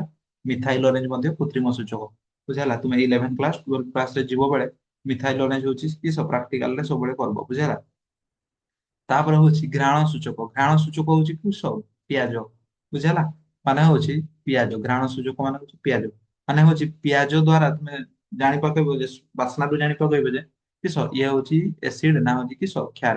ତୁମେ ଯଦି ପିଆଜକୁ ହେଲା ଏସିଡ ସହ ମିଶେଇବ ଗୋଟେ ଅଲଗା ପ୍ରକାର ଆସିବ ବାସ୍ନା। ଆଉ ଯଦି ପିଆଜକୁ ହଉଛି କିସ ଆମର କ୍ଷାର ସହ ମିଶେଇବ ଗୋଟେ ଅଲଗା ପ୍ରକାର ବାସ୍ନା ଆସିବ, ବୁଝିହେଲା। ତେବେ ହଉଛି ସେ ବାସ୍ନାରୁ ଜାଣି ପକେଇବ ଯେ ଓ ଏମିତି ବାସ୍ନା ଆସୁଛି, ତାହେଲେ ହଉଛି ଏସିଡ ହେଇଥିବ, ବୁଝିହେଲା। ତାପରେ ହଉଛି ହେଲା କିଛି ଜିନିଷ ମନେ ରଖ, ଯେମିତି ଲିଟମସ। ଲିଟମସ ହଉଛି କେତେ ପ୍ରକାର ଥିଲା? ଦୁଇ ପ୍ରକାର, ଗୋଟେ ନାଲି ଗୋଟେ ହଉଛି ନୀଳ ହେଲା। ତ ନାଲି ଲିଟମସ ଟା ଏସିଡ ରେ ପଡିଲେ କିସ ହୁଏ? ଚେଞ୍ଜ ହବନି, ବୁଝିହେଲା। ନାଲି ଲିଟମସ ଟା ଯଦି ଏସିଡ ରେ ପୁରେଇବା ପଖାଳରେ, ନାଲି ଲିଟମସ କୁ ଯଦି ପଖାଳରେ ପୁରେଇବା ସେ ନାଲି ହିଁ ରହିଥିବ। କିନ୍ତୁ ହଉଛି ନୀଳ ଲିଟମସ କୁ ପଖାଳରେ ପୁରେଇଲେ କିସ ହେଇଯିବ? ନାଲି ହେଇଯିବ, ବୁଝିହେଲା। ନୀଳ ଲିଟମସ କୁ ପଖାଳରେ ପୁରେଇଲେ କିସ ହବ?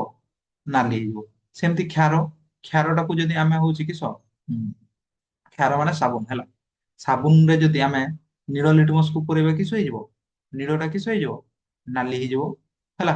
ସେମିତି ଯଦି ଆମର ସାବୁନରେ ଯଦି ଆମର ନୀଳ ଲିଟମସ ହେଲା, କ୍ଷାରଟା କିସ ହୁଏ? କ୍ଷାରଟା ହଉଛି ନାଲି ଲିଟମସ କୁ କିସ କରେ? ନୀଳ କରେ। କ୍ଷାରରେ ଯଦି ଆମେ ହଉଛି ସାବୁନରେ ଯଦି ଆମେ ନାଲି ଲିଟମସ ପକେଇବା କିସ ହେଇଯିବ? ନୀଳ ହେଇଯିବ, ବୁଝିହେଲା। ଆଉ ଯଦି ଆମେ ସାବୁନରେ ନୀଳ ଲିଟମସ ପକେଇବା ହେଲା, କିସ ସେଇ ନୀଳ ହିଁ ଥିବ, ବୁଝିହେଲା, ମନେ ରହିବ, ବୁଝିହେଲା। ଚାଲ ଚାଲ ଏମିତି ମନେ ରଖ ହେଲା, ଏଗୁଡା ମନେ ରଖ, ବୁଝିହେଲା, ଏକ ମାର୍କ। ଯେମିତି ଅଦା, ଅଦା ହଉଛି ଏସିଡ ସହ ପ୍ରତିକ୍ରିୟା କରି କୋଉ ରଙ୍ଗ ତିଆରି ହୁଏ? ୟେଲୋ ହେଲା। ତାପରେ ହଉଛି କ୍ଷାରରେ ପକେଇଲେ ହଉଛି ବ୍ଲୁ, ବ୍ଲୁ ବ୍ଲୁ ହେଲା। ମନ୍ଦାର, ମନ୍ଦାର ହଉଛି କିସ? ମନ୍ଦାର ହଉଛି ଯଦି ଏସିଡ ରେ ପକେଇବା ଗାଢ ଗୋଲାପୀ ହେଇଯିବ ହେଲା। ଗୋଲାପୀ, ଗୋଲାପୀ ଫୁଲ ହେଇଯିବନି ହେଲା, ରଙ୍ଗ ହେଇଯିବ, ବୁଝିହେଲା। ନହେଲେ ହଉଛି ତୁମେ କିସ କରିବ ହେଲା, ରୋଜଡେରେ ରୋଜ ପାଉନଥିବ ବଳି ମନ୍ଦାର ଟାକୁ ଏସିଡ ରେ ପକେଇଦବ, ଗୋଲାପୀ ହେଇଯିବ। ସେମିତି ନୁହଁ ହେଲା। ଗୋଲାପ ମନ୍ଦାର ଫୁଲ ଟାକୁ ଯଦି ଆମେ ଏସିଡ ରେ ପକେଇବା କିସ ହେଇଯିବ? ଗୋଲାପୀ ରଙ୍ଗର ହବ, ଗୋଲାପ ହବନି ହେଲା। ନହେଲେ ଗୋଲାପୀ ହେଇଯିବ ଭାବି। କିସ ମନ୍ଦାରକୁ ସେମିତି କ୍ଷାରରେ ପକେଇଲେ କିସ ହବ? ସବୁଜ ହେଇଯିବ। ମିଥାଇଲ ଅରେଞ୍ଜ, ମିଥାଇଲ ଅରେଞ୍ଜ କୁ କିସ ଆମର ହଉଛି ଏସିଡ ରେ ପକେଇଲେ ନାଲି ହେଇଯିବ, ଆମର କ୍ଷାରରେ ପକେଇଲେ ହଳଦିଆ ହେଇଯିବ। ସେମିତି ଫେନୋଲ୍ଫଥାଲିନ ହଉଛି କିସ ଏସିଡ ରେ ପଡିଲେ ହଉଛି ରଙ୍ଗହୀନ, କଲରଲେସ୍ ହେଇଯିବ। ଆଉ ଅଛି ଆମର କ୍ଷାରରେ ପଡିଲେ ଗୋଲାପୀ ଗୋଲାପୀ ହେଇଯିବ ହେଲା, ବୁଝିହେଲା। ତ ମୁଁ ପଡେ ମିଥାଇଲ ଅରେଞ୍ଜ ବା ଫେନୋଲ୍ଫଥାଲିନ ଏକ ଡେଶ ସୂଚକ, କିସ ସୂଚକ? କୃତ୍ରିମ ସୂଚକ, ବୁଝିହେଲା। ତାପରେ ହଉଛି କିସ ପଢବା, ତାପରେ ହେଡିଙ୍ଗ ଦିଆ ହେଇଥିଲା ନା, ଫାଷ୍ଟ ଦିଆ ହେଇଥିଲା କିସ ଅମ୍ଳ ବିଷୟରେ ପଢବା। ଅମ୍ଳ କଣ? ତାପରେ ପଢିଲେ ହଉଛି କ୍ଷାର କଣ? ତାପରେ ପଢବା ହଉଛି କିସ ସୂଚକ କଣ? ପଢିଲେ ହେଲା, ପଢି ସାରିଦେଲେ, ଅଲରେଡି ପଢି ସାରି ଦେଇଛେ। ତାପରେ ପଢବା ହଉଛି ଆଇଭିର କିସ ରାସାୟନିକ ପ୍ରତିକ୍ରିୟା, ଅମ୍ଳ ଆଉ କ୍ଷାରର ରାସାୟନିକ ପ୍ରତିକ୍ରିୟା, ବୁଝିହେଲା। ରାସାୟନିକ କେମିତି ପ୍ରତିକ୍ରିୟା କରୁଛନ୍, ମାନେ ହଉଛି ଅମ୍ଳକୁ ଆମର ଧାତୁ ସହ ମିଶେଇଦବା କିସ ବାହାରିବ ହେଲା। ଅମ୍ଳକୁ ଅକ୍ସାଇଡ ସହ ମିଶେଇଦବା କିସ ବାହାରିବ? ଅମ୍ଳକୁ କ୍ଷାର ସହ ମିଶେଇଦବା କିସ ବାହାରିବ? ପ୍ରତିକ୍ରିୟା କରି ସେଗୁଡା ପଢବା, ବୁଝିହେଲା। ତ ମନେ ରଖ ପିଲେ ହେଲା, ଅମ୍ଳକୁ ଯଦି ଆମେ ଧାତୁ ସହ ପ୍ରତିକ୍ରିୟା କରିବା, ଧାତୁ ମାନେ ହଉଛି କିସ ଯେମିତି ଲୁହା, ସୁନା, ରୂପା, ତମ୍ବା, ଏଗୁଡା ସହ ଯଦି ପ୍ରତିକ୍ରିୟା କରିବା କିସ ବାହାରିବ ଜାଣିଛ? ଧାତବ ଅକ୍ସାଇଡ, ବୁଝିହେଲା। ଅମ୍ଳକୁ ଧାତୁ ସହ ପ୍ରତିକ୍ରିୟା କଲେ କିସ ବାହାରିବ? ଧାତବ ଅକ୍ସାଇଡ ହେଲା, ତାର ସହ ବାହାରିବ ହାଇଡ୍ରୋଜେନ ଗ୍ୟାସ ହେଲା, ତାର ସହ ବାହାରିବ ହାଇଡ୍ରୋଜେନ ଗ୍ୟାସ। ପରୀକ୍ଷା କରି ଦେଖବା ହେଲା, ଏକ୍ସାମ୍ପଲ ଗୋଟେ ଦଉଛି ପରୀକ୍ଷା କରି ଦେଖୁଛି। ଗୋଟେ ଆମର ନେଇଯିବ, ଆମର लो ବଜେଟ ପରୀକ୍ଷା ହେଲା, ଆମର ହଉଛି लो ବଜେଟ ପରୀକ୍ଷା, ମାନେ ଏକ୍ସପେରିମେଣ୍ଟ ହଉଛି ଆମର ବଜେଟ ନାହିଁ ତ ହଉଛି କି ଆମର ଏକ୍ସପେରିମେଣ୍ଟ ଗୁଡା ସବୁ ଖାତା ପେନ୍ ପେପରରେ ହବ ହେଲା, ଆମର ସ୍କ୍ରିନରେ ହିଁ ପରୀକ୍ଷା କରିଦବା। ଏଇଟା ହଉଛି କି କନିକାଲ ଫ୍ଲାକ୍ସ। କନିକାଲ ଫ୍ଲାକ୍ସ ସାର୍ ପୁଣି କିସ ଜାଣିନି। କନିକାଲ ଫ୍ଲାକ୍ସ ହଉଛି ଗୋଟେ ଭାବିନିଅ ଗିଲାସ ହେଲା, ଏଟା ହଉଛି କି କାଚରେ ତିଆରି ହେଇଥାଏ ଏମିତି ଦେଖତେ, ସେଇଟା ହଉଛି ବିଜ୍ଞାନ କାରରେ ବ୍ୟବହାର କରନ୍ତି। ଏଇ କନିକାଲ ଫ୍ଲାକ୍ସ ରେ ମୁଁ ଏସିଡ ନେଇଗଲି ହେଲା, ଏସିଡ ମାନେ ହଉଛି ହାଇଡ୍ରୋକ୍ଲୋରିକ ଏସିଡ। ତ ତୁମର ପାଇଁ କ୍ୱେଶ୍ଚନ ହଉଛି ହାଇଡ୍ରୋକ୍ଲୋରିକ ଏସିଡ ହଉଛି ମାନେ HCl ହାଇଡ୍ରୋକ୍ଲୋରିକ ଏସିଡ। HCl ଗୋଟେ ସବଳ ଅମ୍ଳ ନା ଦୁର୍ବଳ ଅମ୍ଳ ହେଲା, କମେଣ୍ଟ କରି କୁହ ହେଲା, କମେଣ୍ଟ କରି କୁହ। ତ ସାର୍ HCl ହଉଛି କି ଆମର ହଉଛି ସବଳ ଅମ୍ଳ, ବୁଝିହେଲା। ତ ଚିହ୍ନିବ କେମିତି ସବଳ ଅମ୍ଳ ବୋଲି, ଭେରି ସିମ୍ପଲ, ଏଠି କାର୍ବନ ନାହିଁ ହେଲା। ଆଉ ଯୋଉ ବୁଦ୍ଧିଆ ମାନେ କହୁଛ ସାର୍ ସି ଯେ ଅଛି ସେଇଟା କାର୍ବନ ହେଲା, ସେ ସି ନୁହଁରେ, ସେ କାର୍ବନ ନୁହଁ, ସେ ହଉଛି କ୍ଲୋରିନ Cl ହେଲା, କ୍ଲୋରିନ ର ସଂକେତ ସେଇଟା, ବୁଝିପାରିଲ। ତ ହଉଛି ଏଠି କିସ ପକେଇଦେବି, ଆମର HCl ପକେଇଦେଲି ହେଲା। ତ ଆମର କୁହ ନା HCl କୁ ତୁମେ ଟିଣ ଗ୍ଲାସ ରେ ନବ, ଷ୍ଟିଲ ଗ୍ଲାସ ରେ ନବ ନା ହେଲା, ଇଏ ହେଇଯିବ, ଧାତୁ ସହ ପ୍ରତିକ୍ରିୟା କରେ ନା ଅମ୍ଳ ହେଲା, ତ ସେଇ ପାଇଁ ଏସିଡ କୁ କିସ ଆମର କାଚ ଗ୍ଲାସ ରେ ସବୁ ନିଆଯାଏ ହେଲା। ତ ଏଠି ନେଲି HCl। ତାପରେ ହଉଛି ତୁମେ ଜିଙ୍କ ଦାନା, ଜିଙ୍କ ଦାନା, ଜିଙ୍କ ର ଛୋଟ ଛୋଟ ଦାନା ଗୁଡା, ଯେମିତି ଲୁହାର ଦାନା ଅଛି ଜିଙ୍କ ର ବି ଦାନା ଅଛି ହେଲା, ପକେଇଦବ, ବୁଝିପାରିଲ। ତ ଏଠି କିସ ତିଆରି ହବ କହନା, ZnCl ଜିଙ୍କ କ୍ଲୋରାଇଡ ତିଆରି ହବ ହେଲା, ଜିଙ୍କ କ୍ଲୋରାଇଡ ତିଆରି ହବ, ସରି ଧାତବ ଅକ୍ସାଇଡ ଭୁଲ ଲେଖିଦେଇଛି, ଲବଣ ତିଆରି ହୁଏ, ଲବଣ ହେଲା, ଏଠି ଟିକେ ଭୁଲ ହେଇଛି ହେଲା। ଅମ୍ଳ, ଅମ୍ଳ ହଉଛି ଧାତୁ ସହ ପ୍ରତିକ୍ରିୟା କରି କିସ ହୁଏ, ଅମ୍ଳ ଧାତୁ ସହ ପ୍ରତିକ୍ରିୟା କଲେ ହଉଛି ଆମର, ଏଇଟା ଧାତବ ଅକ୍ସାଇଡ ନୁହଁ ହେଲା, ଏଇଟା ଧାତବ ଅକ୍ସାଇଡ ନୁହଁ। ଅମ୍ଳ ଧାତୁ ସହ ପ୍ରତିକ୍ରିୟା କଲେ ହଉଛି ଲବଣ ଆଉ ହାଇଡ୍ରୋଜେନ ଗ୍ୟାସ ହେଲା, କିସ ଲବଣ ଆଉ ହାଇଡ୍ରୋଜେନ ଗ୍ୟାସ, ବୁଝିହେଲା। ହେଲା ତ ସରି ଭୁଲ ହୁଏ ମଣିଷ ପ୍ରତି ହେଲା, बड़े बड़े शहर में छोटे छोटे भूल होते हैं ହେଲା। ତ ହଉଛି ଅମ୍ଳକୁ କିସ ଧାତୁ ସହ ପ୍ରତିକ୍ରିୟା କଲେ ହଉଛି ଲବଣ ଆଉ ତାର ସହ ହଉଛି କି ହାଇଡ୍ରୋଜେନ ଗ୍ୟାସ ବାହାରେ ହେଲା। ଅମ୍ଳକୁ ଧାତୁ ସହ ପ୍ରତିକ୍ରିୟା କଲେ ହଉଛି କି ବାହାରେ ଲବଣ ଆଉ ତାର ସହ ହଉଛି ହାଇଡ୍ରୋଜେନ ଗ୍ୟାସ ବାହାରେ। ଏବେ ହଉଛି ଅମ୍ଳର ଏକ୍ସାମ୍ପଲ ହାଇଡ୍ରୋଜେନ ହାଇଡ୍ରୋକ୍ଲୋରିକ ଏସିଡ ଆଉ ହଉଛି ଜିଙ୍କ ହେଲା, ପରୀକ୍ଷା କରୁଛି। ଅମ୍ଳ ହଉଛି ହାଇଡ୍ରୋକ୍ଲୋରିକ ଏସିଡ ହଉଛି ପକେଇଦେଲ, ତାପରେ ହଉଛି କି ଜିଙ୍କ ଦାନା ପକେଇଦେଲ, ଏଠି କିସ ତିଆରି ହବ ଜିଙ୍କ କ୍ଲୋରାଇଡ, ଇଏ ଗୋଟେ ହଉଛି କି ଲବଣ, ଲବଣ ମାନେ ହଉଛି ଲୁଣ, ବୁଝିହେଲା। ଲୁଣ ତାର ସହ ହଉଛି ହାଇଡ୍ରୋଜେନ ଗ୍ୟାସ ବାହାରିବ, କିସ ବାହାରିବ ହାଇଡ୍ରୋଜେନ ଗ୍ୟାସ ବାହାରିବ, ବୁଝିହେଲା। ଏଇଟା ହଉଛି ଜିଙ୍କ କ୍ଲୋରାଇଡ ର ସଂକେତ ZnCl, ବୁଝିପାରିଲ। ସେମିତି ଆଉ ଗୋଟେ ଏକ୍ସାମ୍ପଲ ଦେଇପାରିବ, ଆଉ ଗୋଟେ ଏକ୍ସାମ୍ପଲ ହେଲା, HCl ପ୍ଲସ କପର କଣ ହବ, CuCl2 ମାନେ କପର କ୍ଲୋରାଇଡ, ତାର ସହ ହଉଛି ହାଇଡ୍ରୋଜେନ ଗ୍ୟାସ, ବୁଝିହେଲା। ଇଏ ଗୋଟେ ଲବଣ, ବୁଝିପାରିଲ। ତ ହଉଛି ଗୋଟେ ଦୁଇଟା ଏକ୍ସାମ୍ପଲ ଏମିତି ପରୀକ୍ଷାରେ ପଡିଥିବ, ବୁଝିହେଲା। ଅମ୍ଳ ରାସାୟନିକ ଅମ୍ଳ, ଅମ୍ଳ ଧାତୁ ସହ ପ୍ରତିକ୍ରିୟା କଲେ କଣ ହୁଏ, କଣ ହୁଏ ଲବଣ ଆଉ ଜଳ ସୃଷ୍ଟି ହୁଏ, ବୁଝିହେଲା। ଲେଖିପାରିବ ହେଲା, ତାର ସହ ଏକ୍ସାମ୍ପଲ ଦେଇଦବ, ପୁରା ଫୁଲ ଫୁଲ ମାର୍କ ପାଇଯିବ ହେଲା। ତ ଗୋଟେ ଏକ୍ସାମ୍ପଲ ଦିଆ ହେଲା, ସେମିତି ବହିରେ ବହୁତ ଗୁଡା ଏକ୍ସାମ୍ପଲ ଦିଆହେଇଛି, ବୁଝିହେଲା, ବହୁତ ଗୁଡା ନାହିଁ ଦୁଇଟା ତିନିଟା ଦିଆହେଇଛି। ଦେଖିଦବା ବୁକ୍ ର ଏକ୍ସାମ୍ପଲ ବି, ବୁକ୍ ର ଏକ୍ସାମ୍ପଲ ବି ଦେଖିଦବା ହେଲା। ବୁକ୍ ର ଏକ୍ସାମ୍ପଲ ଦେଖ, ବୁକ୍ ର ଏକ୍ସାମ୍ପଲ ବି ଦେଖିଦବା, ଅମ୍ଳ ଆମର ଧାତୁ ସହ ପ୍ରତିକ୍ରିୟା କଲେ କିସ ବାହାରେ ହେଲା। ବୁକ୍ ର ଏକ୍ସାମ୍ପଲ ଦେଖ, ବୁକ୍ ର ଏକ୍ସାମ୍ପଲ ଗୋଟେ ଦଉଛି ହେଲା, NaO, ଏଇଟା ହଉଛି କ୍ଷାରକ ହେଲା, ବୁକ୍ ର ଏକ୍ସାମ୍ପଲ ବି ସେଇ ଗୋଟେ ଗୋଟେରେ ମନେ ରଖ ହେଲା, ଗୋଟେ ଏକ୍ସାମ୍ପଲ ହିଁ ମନେ ରଖ। ମନେ ରଖିଲ ଅମ୍ଳ ହଉଛି କିସ ଧାତୁ ସହ ପ୍ରତିକ୍ରିୟା କରି କିସ ସୃଷ୍ଟି କରେ ଲବଣ ଆଉ ଜଳ, ବୁଝିହେଲା। ନେକ୍ସଟ ଯିବା, ନେକ୍ସଟ ରାସାୟନିକ ପ୍ରତିକ୍ରିୟା, ଅମ୍ଳ ହଉଛି ଧାତବ କାର୍ବୋନେଟ ସହ ହେଲା, ଧାତବ କାର୍ବୋନେଟ ମାନେ ଧାତୁ ସହିତ କିସ ଲାଗିଥିବ CO3 ଲାଗିଥିବ ହେଲା। କ୍ୟାଲସିୟମ କାର୍ବୋନେଟ, ଧାତୁ ହଉଛି ସିଏ କ୍ୟାଲସିୟମ ସହିତ କିସ କାର୍ବୋନେଟ ଲାଗିଥିବ CO3 ହେଲା, ତେବେ କ୍ୟାଲସିୟମ କାର୍ବୋନେଟ। ଆଉ ଅମ୍ଳ ତ ତୁମେ ଜାଣିଛ ଏକ୍ସାମ୍ପଲ, ବୁଝା। ଅମ୍ଳ ଧାତବ କାର୍ବୋନେଟ ସହ ପ୍ରତିକ୍ରିୟା କଲେ କିସ ବାହାରେ କହ ନା ଲବଣ, ଲୁଣ, ଲୁଣ ହେଲା, ଲବଣ ବାହାରେ, ତାର ସହ ବାହାରେ ଜଳ, ଆଉ ତାର ସହ କିସ କାର୍ବନ ଡାଇଅକ୍ସାଇଡ ମାନେ ହଉଛି ଅଙ୍ଗାରକାମ୍ଳ ବାହାରେ, ବୁଝିହେଲା। କିସ କହିଲି, ଅମ୍ଳ ଧାତବ କାର୍ବୋନେଟ ସହ ପ୍ରତିକ୍ରିୟା କରି, ଧାତବ କାର୍ବୋନେଟ ବା ଧାତବ ହାଇଡ୍ରୋଜେନ କାର୍ବୋନେଟ ହେଲା, ପ୍ରତିକ୍ରିୟା କରି କିସ ବାହାରେ ଲବଣ, ଜଳ ଆଉ କାର୍ବନ ଡାଇଅକ୍ସାଇଡ। ଏକ୍ସାମ୍ପଲ ଗୋଟେ ଦେଇଦବ, ଅମ୍ଳ, ଅମ୍ଳର ଆମର ଫେଭରାଇଟ ଏକ୍ସାମ୍ପଲ ହଉଛି ହାଇଡ୍ରୋକ୍ଲୋରିକ ଏସିଡ HCl ହେଲା, ବୁଝିଗଲା ଦେଇଦେଲି। ତାର ସହ ହଉଛି ଧାତବ କାର୍ବୋନେଟ ର ଗୋଟେ ଏକ୍ସାମ୍ପଲ, ଧାତବ କାର୍ବୋନେଟ ଇଏ ହଉଛି ତାଙ୍କ ଧାତୁ। ସୋଡିୟମ ମାନେ ଏନେ ମାନେ ହଉଛି ନା କହିଦେବନି ହେଲା, ଏନେ ମାନେ ହଉଛି କିସ ସୋଡିୟମ, ଏନେ ମାନେ ହଉଛି ସୋଡିୟମ। ସୋଡିୟମ ଓ ପୋଟାସିୟମ ର ହଉଛି କିସ ହୁଏ ଉଲ୍ଟା ପାଲ୍ଟା ହୁଏ ନା, ସୋଡିୟମ ର ହଉଛି ଏନେ ହୁଏ, ପୋଟାସିୟମ ର କେ ହୁଏ ହେଲା। सोडियम कार्बोनेट है तो सोडियम कार्बोनेट मन रख, सोडियम कार्बोनेट रासायनिक प्रतीक संकेत किस Na2CO3। सोडियम आमर हाइड्रोक्लोरिक एसिड आउ सोडियम कार्बोनेट मिसी किस तैयारी करती sodium chloride NaCl, sodium chloride यार नाम होची सोडियम क्लोराइड है। सोडियम क्लोराइड जोटा होची आमे खाइबा लुण बुझेला, आमर नमक, नमक मिलेगा क्या, सही नमक है, ସେଇ ନମ୍ବରଟା ଏଇଟା ହଉଛି NaCl ବୁଝିହେଲା। ତାର ସହ ହଉଛି ଜଳ H2O, ଆଉ ତାର ସହ ହଉଛି କାର୍ବନ ଡାଇଅକ୍ସାଇଡ ତିଆରି ହୁଏ। ମନେ ରହିଲା, ଅମ୍ଳ ହଉଛି ଧାତୁ ସହ ପ୍ରତିକ୍ରିୟା କରି କିସ ହୁଏ ଲବଣ ଆଉ ହାଇଡ୍ରୋଜେନ ଗ୍ୟାସ, ଆଉ ହଉଛି ଅମ୍ଳ ଧାତବ ହାଇଡ୍ରୋଜେନ କାର୍ବୋନେଟ ସହ ବା ଧାତବ କାର୍ବୋନେଟ ସହ ପ୍ରତିକ୍ରିୟା କରି କିସ ହୁଏ ଲବଣ, ଜଳ ଆଉ ହଉଛି କାର୍ବନ ଡାଇଅକ୍ସାଇଡ ସୃଷ୍ଟି ହୁଏ। ଏକ୍ସାମ୍ପଲ ସହ ମନେ ରଖିବ ବୁଝିହେଲା, ଏକ୍ସାମ୍ପଲ ସହ ମନେ ରଖିବ। ତାପରେ ଯିବା ନେକ୍ସଟ ପ୍ରତିକ୍ରିୟା ହେଲା। ତାପରେ ହଉଛି ଅମ୍ଳକୁ କିସ ଧାତବ ଅକ୍ସାଇଡ ସହ ପ୍ରତିକ୍ରିୟା କରିବା ହେଲା। ଅମ୍ଳକୁ କାହା ସହ ପ୍ରତିକ୍ରିୟା କରିବା ଧାତବ ଅକ୍ସାଇଡ ସହ। ଅମ୍ଳର ଗୋଟେ ଏକ୍ସାମ୍ପଲ ଦେଇଦିଅ, ହାଇଡ୍ରୋକ୍ଲୋରିକ ଏସିଡ ଭେରି ଗୁଡ ହେଲା, ନାଇଟ୍ରିକ ଏସିଡ HNO3 ବହୁତ ଗୁଡା ହବ ନା ଅମ୍ଳ। ଅମ୍ଳକୁ ଧାତବ ଅକ୍ସାଇଡ, ଧାତବ ଅକ୍ସାଇଡ ମାନେ ଅକ୍ସିଜେନ ଲାଗିଥିବ, ଧାତୁ ସହ ଅକ୍ସିଜେନ ଲାଗିଥିବ, ଯେମିତି ହଉଛି ଗୋଟେ ହଉଛି MgO ମ୍ୟାଗ୍ନେସିୟମ ଅକ୍ସାଇଡ ହେଲା, ସେମିତି CuO କପର ଅକ୍ସାଇଡ ହେଲା।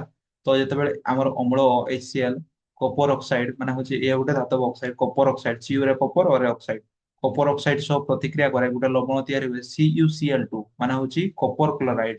ଏଟା ହଉଛି କି କପର କ୍ଲୋରାଇଡ, କପର କ୍ଲୋରାଇଡ ହେଲା। ତାର ସହ ହଉଛି କି ତିଆରି ହୁଏ ଜଳ, ତାର ସହ ଜଳ ତିଆରି ହୁଏ ବୁଝିହେଲା। ଗୋଟେ ଦୁଇଟା ଏକ୍ସାମ୍ପଲ ମନେ ରଖ ହେଲା, ଗୋଟେ ଗୋଟେ ମନେ ରଖ, ପରୀକ୍ଷାରେ ଯଦି ପଡିଲା ଅମ୍ଳ ଧାତବ ହାଇଡ୍ରୋଜେନ କାର୍ବୋନେଟ ସହ ପ୍ରତିକ୍ରିୟା କଲେ ବା ଧାତବ କାର୍ବୋନେଟ ସହ ପ୍ରତିକ୍ରିୟା କଲେ କଣ ବାହାରେ ଲେଖିଦବ ବାକ୍ୟରେ, ଅମ୍ଳ ଧାତବ କାର୍ବୋନେଟ ସହ ପ୍ରତିକ୍ରିୟା କରି ଲବଣ, ଜଳ, କାର୍ବନ ଡାଇଅକ୍ସାଇଡ ସୃଷ୍ଟି କରେ। ସେମିତି ଲେଖିଦବ କିସ ଅମ୍ଳ ଧାତବ ଅକ୍ସାଇଡ ସହ ପ୍ରତିକ୍ରିୟା କରି ଲବଣ ଓ ଜଳ ସୃଷ୍ଟି କରେ। ତାପରେ ହଉଛି ଏକ୍ସାମ୍ପଲ ଗୋଟେ ଦେଇଦବ ବୁଝିହେଲା, ଫୁଲକୁ ଫୁଲ ମାର୍କ ପାଇଯିବ। ତାପରେ ହଉଛି ଅମ୍ଳକୁ କ୍ଷାର ସହ ପ୍ରତିକ୍ରିୟା କରିବା ବୁଝିହେଲା, ଏସିଡ ଆଉ ବେସ୍ ମିଶେଇ ଦବା ବୁଝିହେଲା। ଏସିଡ ଆଉ ବେସ୍ ମିଶେଇ ଦେଲା ଉଲ୍ଟା, ଅମ୍ଳର ବିପରୀତ ହଉଛି ଏସିଡ, ସେ ଗୋଟେ ଦୁଇଟାକୁ ମିଶେଇ ଦବା ବୁଝିହେଲା। ତାମାନେ ହଉଛି ତୁମେ ପଖାଳରେ ଗୋଟେ ହଉଛି କିସ ସାବୁନ ପକେଇ ଦବ କିସ ହବ ଦେଖ ଲବଣ ତିଆରି ହବ, କିସ ତିଆରି ହବ ଲବଣ ହେଲା। ଅମ୍ଳକୁ ଯଦି କ୍ଷାର ସହ ପ୍ରତିକ୍ରିୟା କରିବ କିସ ହବ ଲବଣ ତିଆରି ହବ, ତାର ସହ ହଉଛି ଜଳ ତିଆରି ହବ ହେଲା। ଅମ୍ଳ ଓ କ୍ଷାର ରାସାୟନିକ ପ୍ରତିକ୍ରିୟା କଲା ପରେ କିସ ତିଆରି ହୁଏ ଲବଣ ତିଆରି ହୁଏ, ଜଳ ତିଆରି ହୁଏ ବୁଝିହେଲା। ଏକ୍ସାମ୍ପଲ ଦେଇ ଦେଇଛି, আমার ফেভারিট এক্সাম্পল না HCl ଆଉ ହଉଛି NaOH ମିଶିକି କିସ ତିଆରି କରୁଛନ୍ ସୋଡିୟମ କ୍ଲୋରାଇଡ, NaCl ହଉଛି କି ସୋଡିୟମ କ୍ଲୋରାଇଡ ଆଉ H2O ମାନେ ଜଳ ତିଆରି କରନ୍ତି ହେଲା। ତାପରେ ଏଇଠି ଯେ ମନେ ରଖିବା କଥା, ଏଇ ଯେ କହିଥିଲି ନା ଅମ୍ଳ ଯୁକ୍ତ କ୍ଷାର ସମାନ କି ଲବଣ ଯୁକ୍ତ ଜଳ, ଏଇ ପ୍ରତିକ୍ରିୟାଟାକୁ କଣ କୁହାଯାଏ କୁହ ନା, ଏଇ ପ୍ରତିକ୍ରିୟାଟାକୁ ପ୍ରଶମନୀକରଣ ପ୍ରତିକ୍ରିୟା ମଧ୍ୟ କୁହାଯାଏ ହେଲା। ଏଇ ପ୍ରତିକ୍ରିୟାକୁ କଣ କୁହାଯାଏ ପ୍ରଶମନୀକରଣ ପ୍ରତିକ୍ରିୟା ମଧ୍ୟ କୁହାଯାଏ ବୁଝିହେଲା। ମାନେ ଅମ୍ଳ କ୍ଷାର ପରସ୍ପର ପ୍ରତିକ୍ରିୟା କରିକି ସବୁ ବାହାରେ ଲବଣ ଆଉ ଜଳ ସୃଷ୍ଟି ହୁଏ। ଏହି ପ୍ରତିକ୍ରିୟାଟାକୁ କଣ କୁହାଯାଏ ପ୍ରଶମନୀକରଣ ପ୍ରତିକ୍ରିୟା କୁହାଯାଏ। ମନେ ରଖିବ ଏକ ମାର୍କ କ୍ୱେଶ୍ଚନ ପଡେ, ପ୍ରଶମନୀକରଣ କାହାକୁ କୁହାଯାଏ ବା ହଉଛି ଅମ୍ଳ ଯୁକ୍ତ କ୍ଷାର ସମାନ ଲବଣ ଜଳ, এইটা হচ্ছে প্রতিক্রিয়ার নাম কଣ ବୁଝିହେଲା। ଭେରି ଗୁଡ ପ୍ରଶମନୀକରଣ ହେଲା। ନେକ୍ସଟ ପେଜ ଚାଲ, ନେକ୍ସଟ ପେଜ ପଢବା ସିମିଲାର ସେମ ସେମ ହେଲା। କ୍ଷାରର ରାସାୟନିକ ପ୍ରତିକ୍ରିୟା, କ୍ଷାରକୁ ରାସାୟନିକ ପ୍ରତିକ୍ରିୟା ହେଲା, କ୍ଷାର ହଉଛି କିସ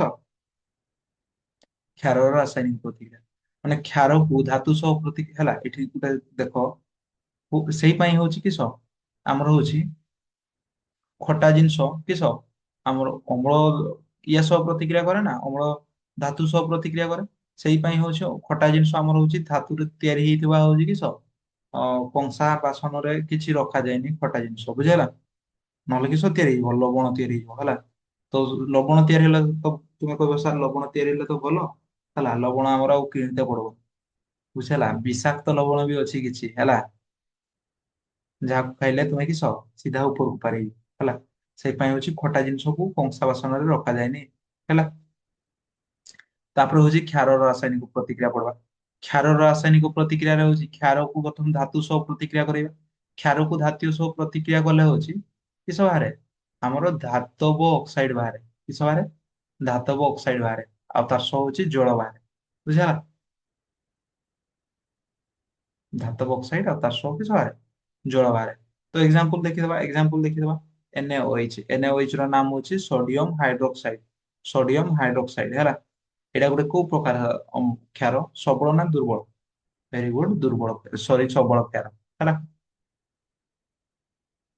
ତାକୁ ଯେତେବେଳେ ଧାତୁ ସହ ମାନେ ଜିଙ୍କ ସହ ପ୍ରତିକ୍ରିୟା କରିବା କିସ ବାହାରିବ Na2ZnO2 ମାନେ ହଉଛି sodium zincate very very important question sodium zincate ର ଫର୍ମୁଲା କିସ Na2ZnO2 ସୋଡିୟମ ଜିଙ୍କେଟ ହେଲା ତାର ସହ ହଉଛି କିସ ବାହାରିବ ହାଇଡ୍ରୋଜେନ ଗ୍ୟାସ ହେଲା ହାୱା ବାହାରିବ ବୁଝିଲା କ୍ଷାରକୁ ସେମିତି ଅଧାତବ ଅକ୍ସାଇଡ ସହ ପ୍ରତିକ୍ରିୟା କରିବା କିସ ବାହାରିବ ଲବଣ ଆଉ ହଉଛି ଜଳ ହେଲା କ୍ଷାର ଗୋଟେ ଏକ୍ସାମ୍ପଲ ଦେଲି ଏହାର ନାମ କିସ यार नाम होची ক্যালসিয়াম হাইড্রোক্সাইড यार সাধারণ নাম বা ডাক নাম কিস মোর দেশি ল্যাঙ্গুয়েজ রে নাম কিস यार नाम होची সমিত চূর্ণ ইয়াকু যেতেବେଳେ ଆମର কার্বন ডাইঅক্সাইড সহ প্রতিক্রিয়া করাইবি ହେଲା কার্বন ডাইঅক্সাইড মানে হচ্ছে অধাতব অক্সাইড কার্বন ଗୋଟେ অধাতু অক্সিজেন লাগিছে তো অধাতব অক্সাইড তো প্রতিক্রিয়া কলে কি সবাই লবণ ক্যালসিয়াম কার্বনেট তার সহ হচ্ছে কি জଳ ବାହାରିଲା ବୁଝିଲା ମନେ ରହିବ ତାପରେ ପଢବା ହଉଛି ପିଏଚ ସ୍କେଲ ବୁଝିଲା ପିଏଚ ସ୍କେଲ ପଢବା କହିଥିଲି ନା ପିଏଚ ସ୍କେଲ ହଉଛି ଗୋଟେ ସୂଚକ ବୁଝିଲା ଯେମିତି ତୁମେ ହଉଛି କିସ ସୂଚକ ପଢିଥିଲ ହେଲା ସୂଚକ କେତେ ପ୍ରକାର ଥିଲା ଏକ ଦୁଇ ତିନି ତିନି ପ୍ରକାର ଥିଲା ହେଲା କିସ କିସ ପ୍ରାକୃତିକ ସୂଚକ କୃତ୍ରିମ ସୂଚକ ଆଉ ଗୋଟେ ହଉଛି ଘ୍ରାଣ ସୂଚକ ସେମିତି ଆଉ ଗୋଟେ ସୂଚକ ମନେ ରଖ କିସ ପିଏଚ ସ୍କେଲ ବୁଝିଲା ସିଏ ବି ଗୋଟେ ସୂଚକ ସିଏ ହଉଛି କୋଉ ପ୍ରକାର ସୂଚକ ସାର୍ବଜନୀନ ସୂଚକ ହେଲା ତ ତୁମେ ଭାବ ନା ତୁମେ ବିଜ୍ଞାନ ଗାରରେ ଥିବ ହେଲା ତୁମେ ଗୋଟେ ସାଇଣ୍ଟିଷ୍ଟ ହେଇଯାଇଛ କିସ କହିଲି ତୁମେ ଗୋଟେ ସାଇଣ୍ଟିଷ୍ଟ ହେଇଯାଇଛ ହେଲା ତେବେ ତୁମେ ଟେଷ୍ଟ କରୁଛ ଯେ ସାଇଣ୍ଟିଷ୍ଟ SCIENT ସାଇଣ୍ଟିଷ୍ଟ ସାଇଣ୍ଟିଷ୍ଟ ହେଇଯାଇଛ ହେଲା ତ ତୁମେ ଟେଷ୍ଟ କରୁଛ ଯେ ଗୋଟେ ଜିନିଷ ଅମ୍ଳୀୟ ନା କ୍ଷାରୀୟ ହେଲା ଏଇଟା ହଉଛି ଅମ୍ଳୀୟ ନା କ୍ଷାରୀୟ ତ ତୁମେ ଚାଖିକି ଟେଷ୍ଟ କରିବ ନା ହେଲା ଚାଖିକି ଟେଷ୍ଟ କଲେ ଡେଞ୍ଜର ଅଛି ହେଲା ନା ତୁମେ ହଉଛି ତୁମର ଘରୁ ହଉଛି ମନ୍ଦାର ଫୁଲ କି ଅଦା କି ରସୁଣ ସେଗୁଡା ନେଇକି ଟେଷ୍ଟ କରିବ ନା ହେଲା ତୁମେ ସାଇଣ୍ଟିଷ୍ଟ ମାନେ ତୁମେ ନିହାତି କିଛି ଇମ୍ପୋର୍ଟାଣ୍ଟ ଜିନିଷ ଟେଷ୍ଟ କରିବ ବୁଝିଲା କୋଉଥିରେ ଟେଷ୍ଟ କରିବ ସାର୍ବଜନିକ ସୂଚକ ପିଏଚ ସ୍କେଲ ସାହାଯ୍ୟରେ ଟେଷ୍ଟ କରିବ ପିଏଚ ସ୍କେଲ ଯେମିତି ଥର୍ମୋମିଟର ସ୍କେଲ ଦେଖିଛ ନା ନାଇଁ ସେମିତି ପିଏଚ ର ସ୍କେଲ ବି ଗୋଟେ ଅଛି ହେଲା ତିଆରି କରିଦବା ପିଏଚ ସ୍କେଲ ଗୋଟେ ପିଏଚ ର ଗୋଟେ ସ୍କେଲ ତିଆରି କରିଦବା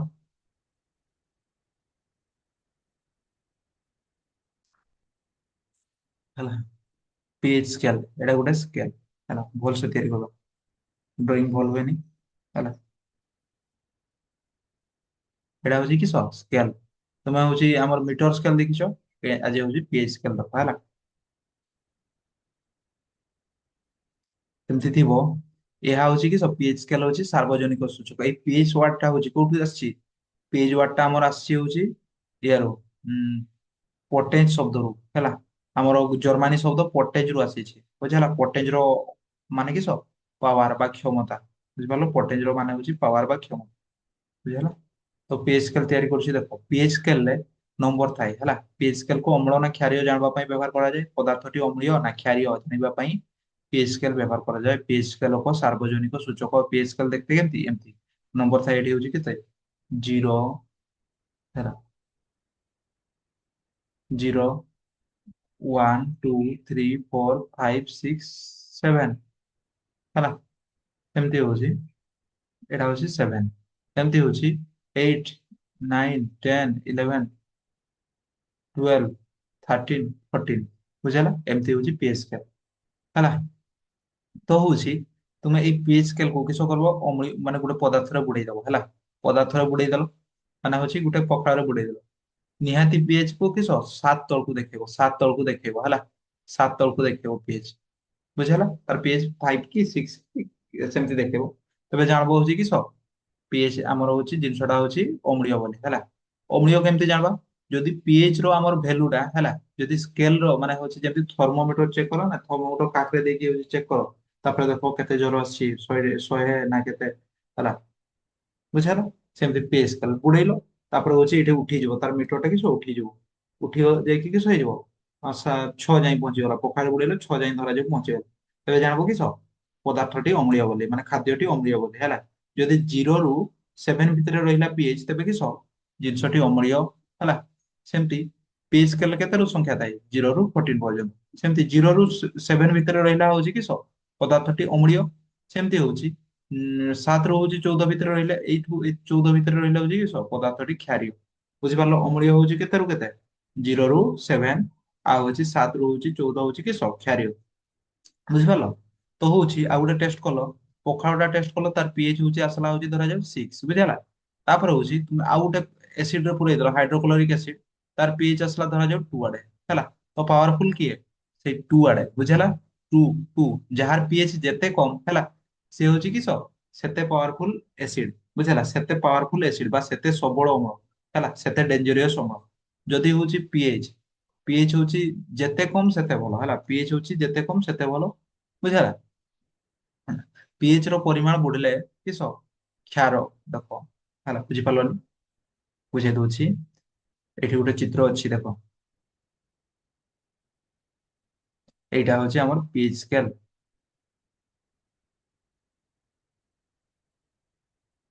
एइटा होछि कि पीएच स्केल हैला केते रो केते अछि 0 रु 14 जाय बुझला तो होछि 7 रु होछि 0 आ जाय हैला अम्ल 0 रु 7 भितर होछि कि अम्ल आ होछि 7 रु होछि 14 भितर होछि कि क्षार बुझला तो होछि 7 रु जेते कमी कमी जीव पीएच अम्लटा होछि कि सेते पावरफुल ही जीव सेते डेंजरियस ही जीव सेते सबल ही जीव बुझला आ होछि सेमती यार अपोजिट होछि 7 रु जेते बढी बढी जीव पीएच क्षारटा सेते पावरफुल ही जीव बुझला क्षारटा पावरफुल ही जीव आ 7 हला तो कहना गोटे अम्ल पीएच होछि 2 आ गोटे अम्लर पीएच होछि केते 4 पावरफुल किए सबल किए वेरी गुड 2 सेमती होछि आ गोटे होछि क्षारर पीएच होछि 8 आ गोटे क्षारर पीएच होछि 14 तबे पावरफुल किए वेरी गुड 14 बुझला मन रहिला बुझला ना हला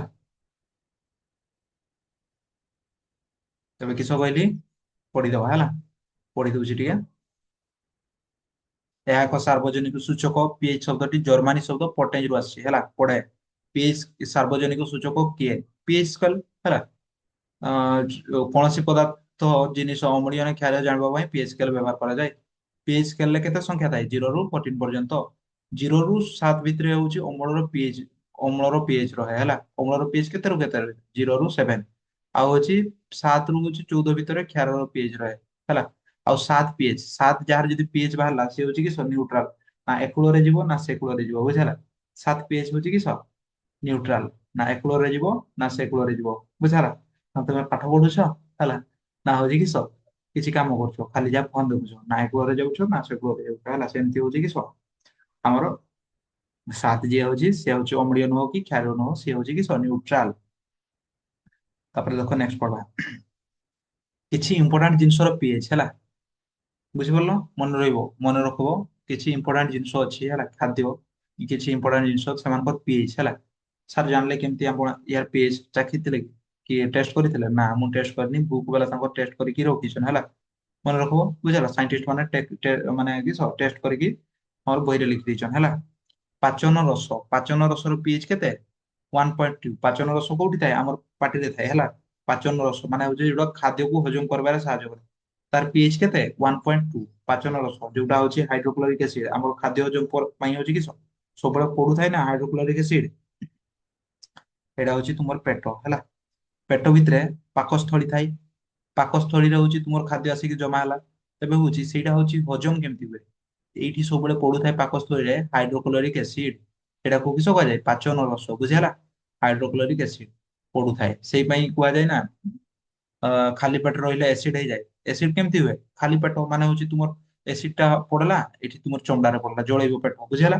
କିନ୍ତୁ ହଉଛି ତୁମେ ଯଦି ଖାଇ ଦେଇଥିବ ଖାଦ୍ୟ ଉପରେ ଏସିଡ ଟା ପଡିବ ଯାହା ଫଳରେ ତୁମର ଜଳେଇବନି ହେଲା ପାଚନ ରସର ପିଏଚ୍ ହଉଛି କି 1.2 ମାନେ ହଉଛି ବେଶୀ ପାୱାରଫୁଲ ବୁଝିହେଲା ତେବେ ଲେମ୍ବୁ ରସର ପିଏଚ୍ କେତେ 2.2 ତ ତୁମର ପାଇଁ କ୍ୱେଶ୍ଚନ ହେଲା ଲେମ୍ବୁ ରସରେ କୋଉ ପ୍ରକାର ଅମ୍ଳ ଥାଏ ଭୁଲି ଯାଇଛ ହେଲା ଲେମ୍ବୁ ରସରେ କୋଉ ପ୍ରକାର ଅମ୍ଳ ଥାଏ ଆମର ହଉଛି ସାଇଟ୍ରିକ ଅମ୍ଳ ହେଲା ସେମିତି ବିଶୁଦ୍ଧ ରକ୍ତ ବା ଜଳର ପିଏଚ୍ କେତେ 7.4 ହେଲା 7.4 ଜଳର ପିଏଚ୍ ଆଉ ହଉଛି ରକ୍ତର ପିଏଚ୍ 7.4 ତ କୁହନା ଏଇଟା କ୍ଷାରୀୟ ନା ଅମ୍ଳୀୟ ଭେରି ଗୁଡ କ୍ଷାରୀୟ ହେଲା ତ ମନେ ରଖ ୟାଠୁ ବେଶୀ କମ ହେଲେ ହଉଛି କିସ ଭଲ ନୁହଁ ହେଲା।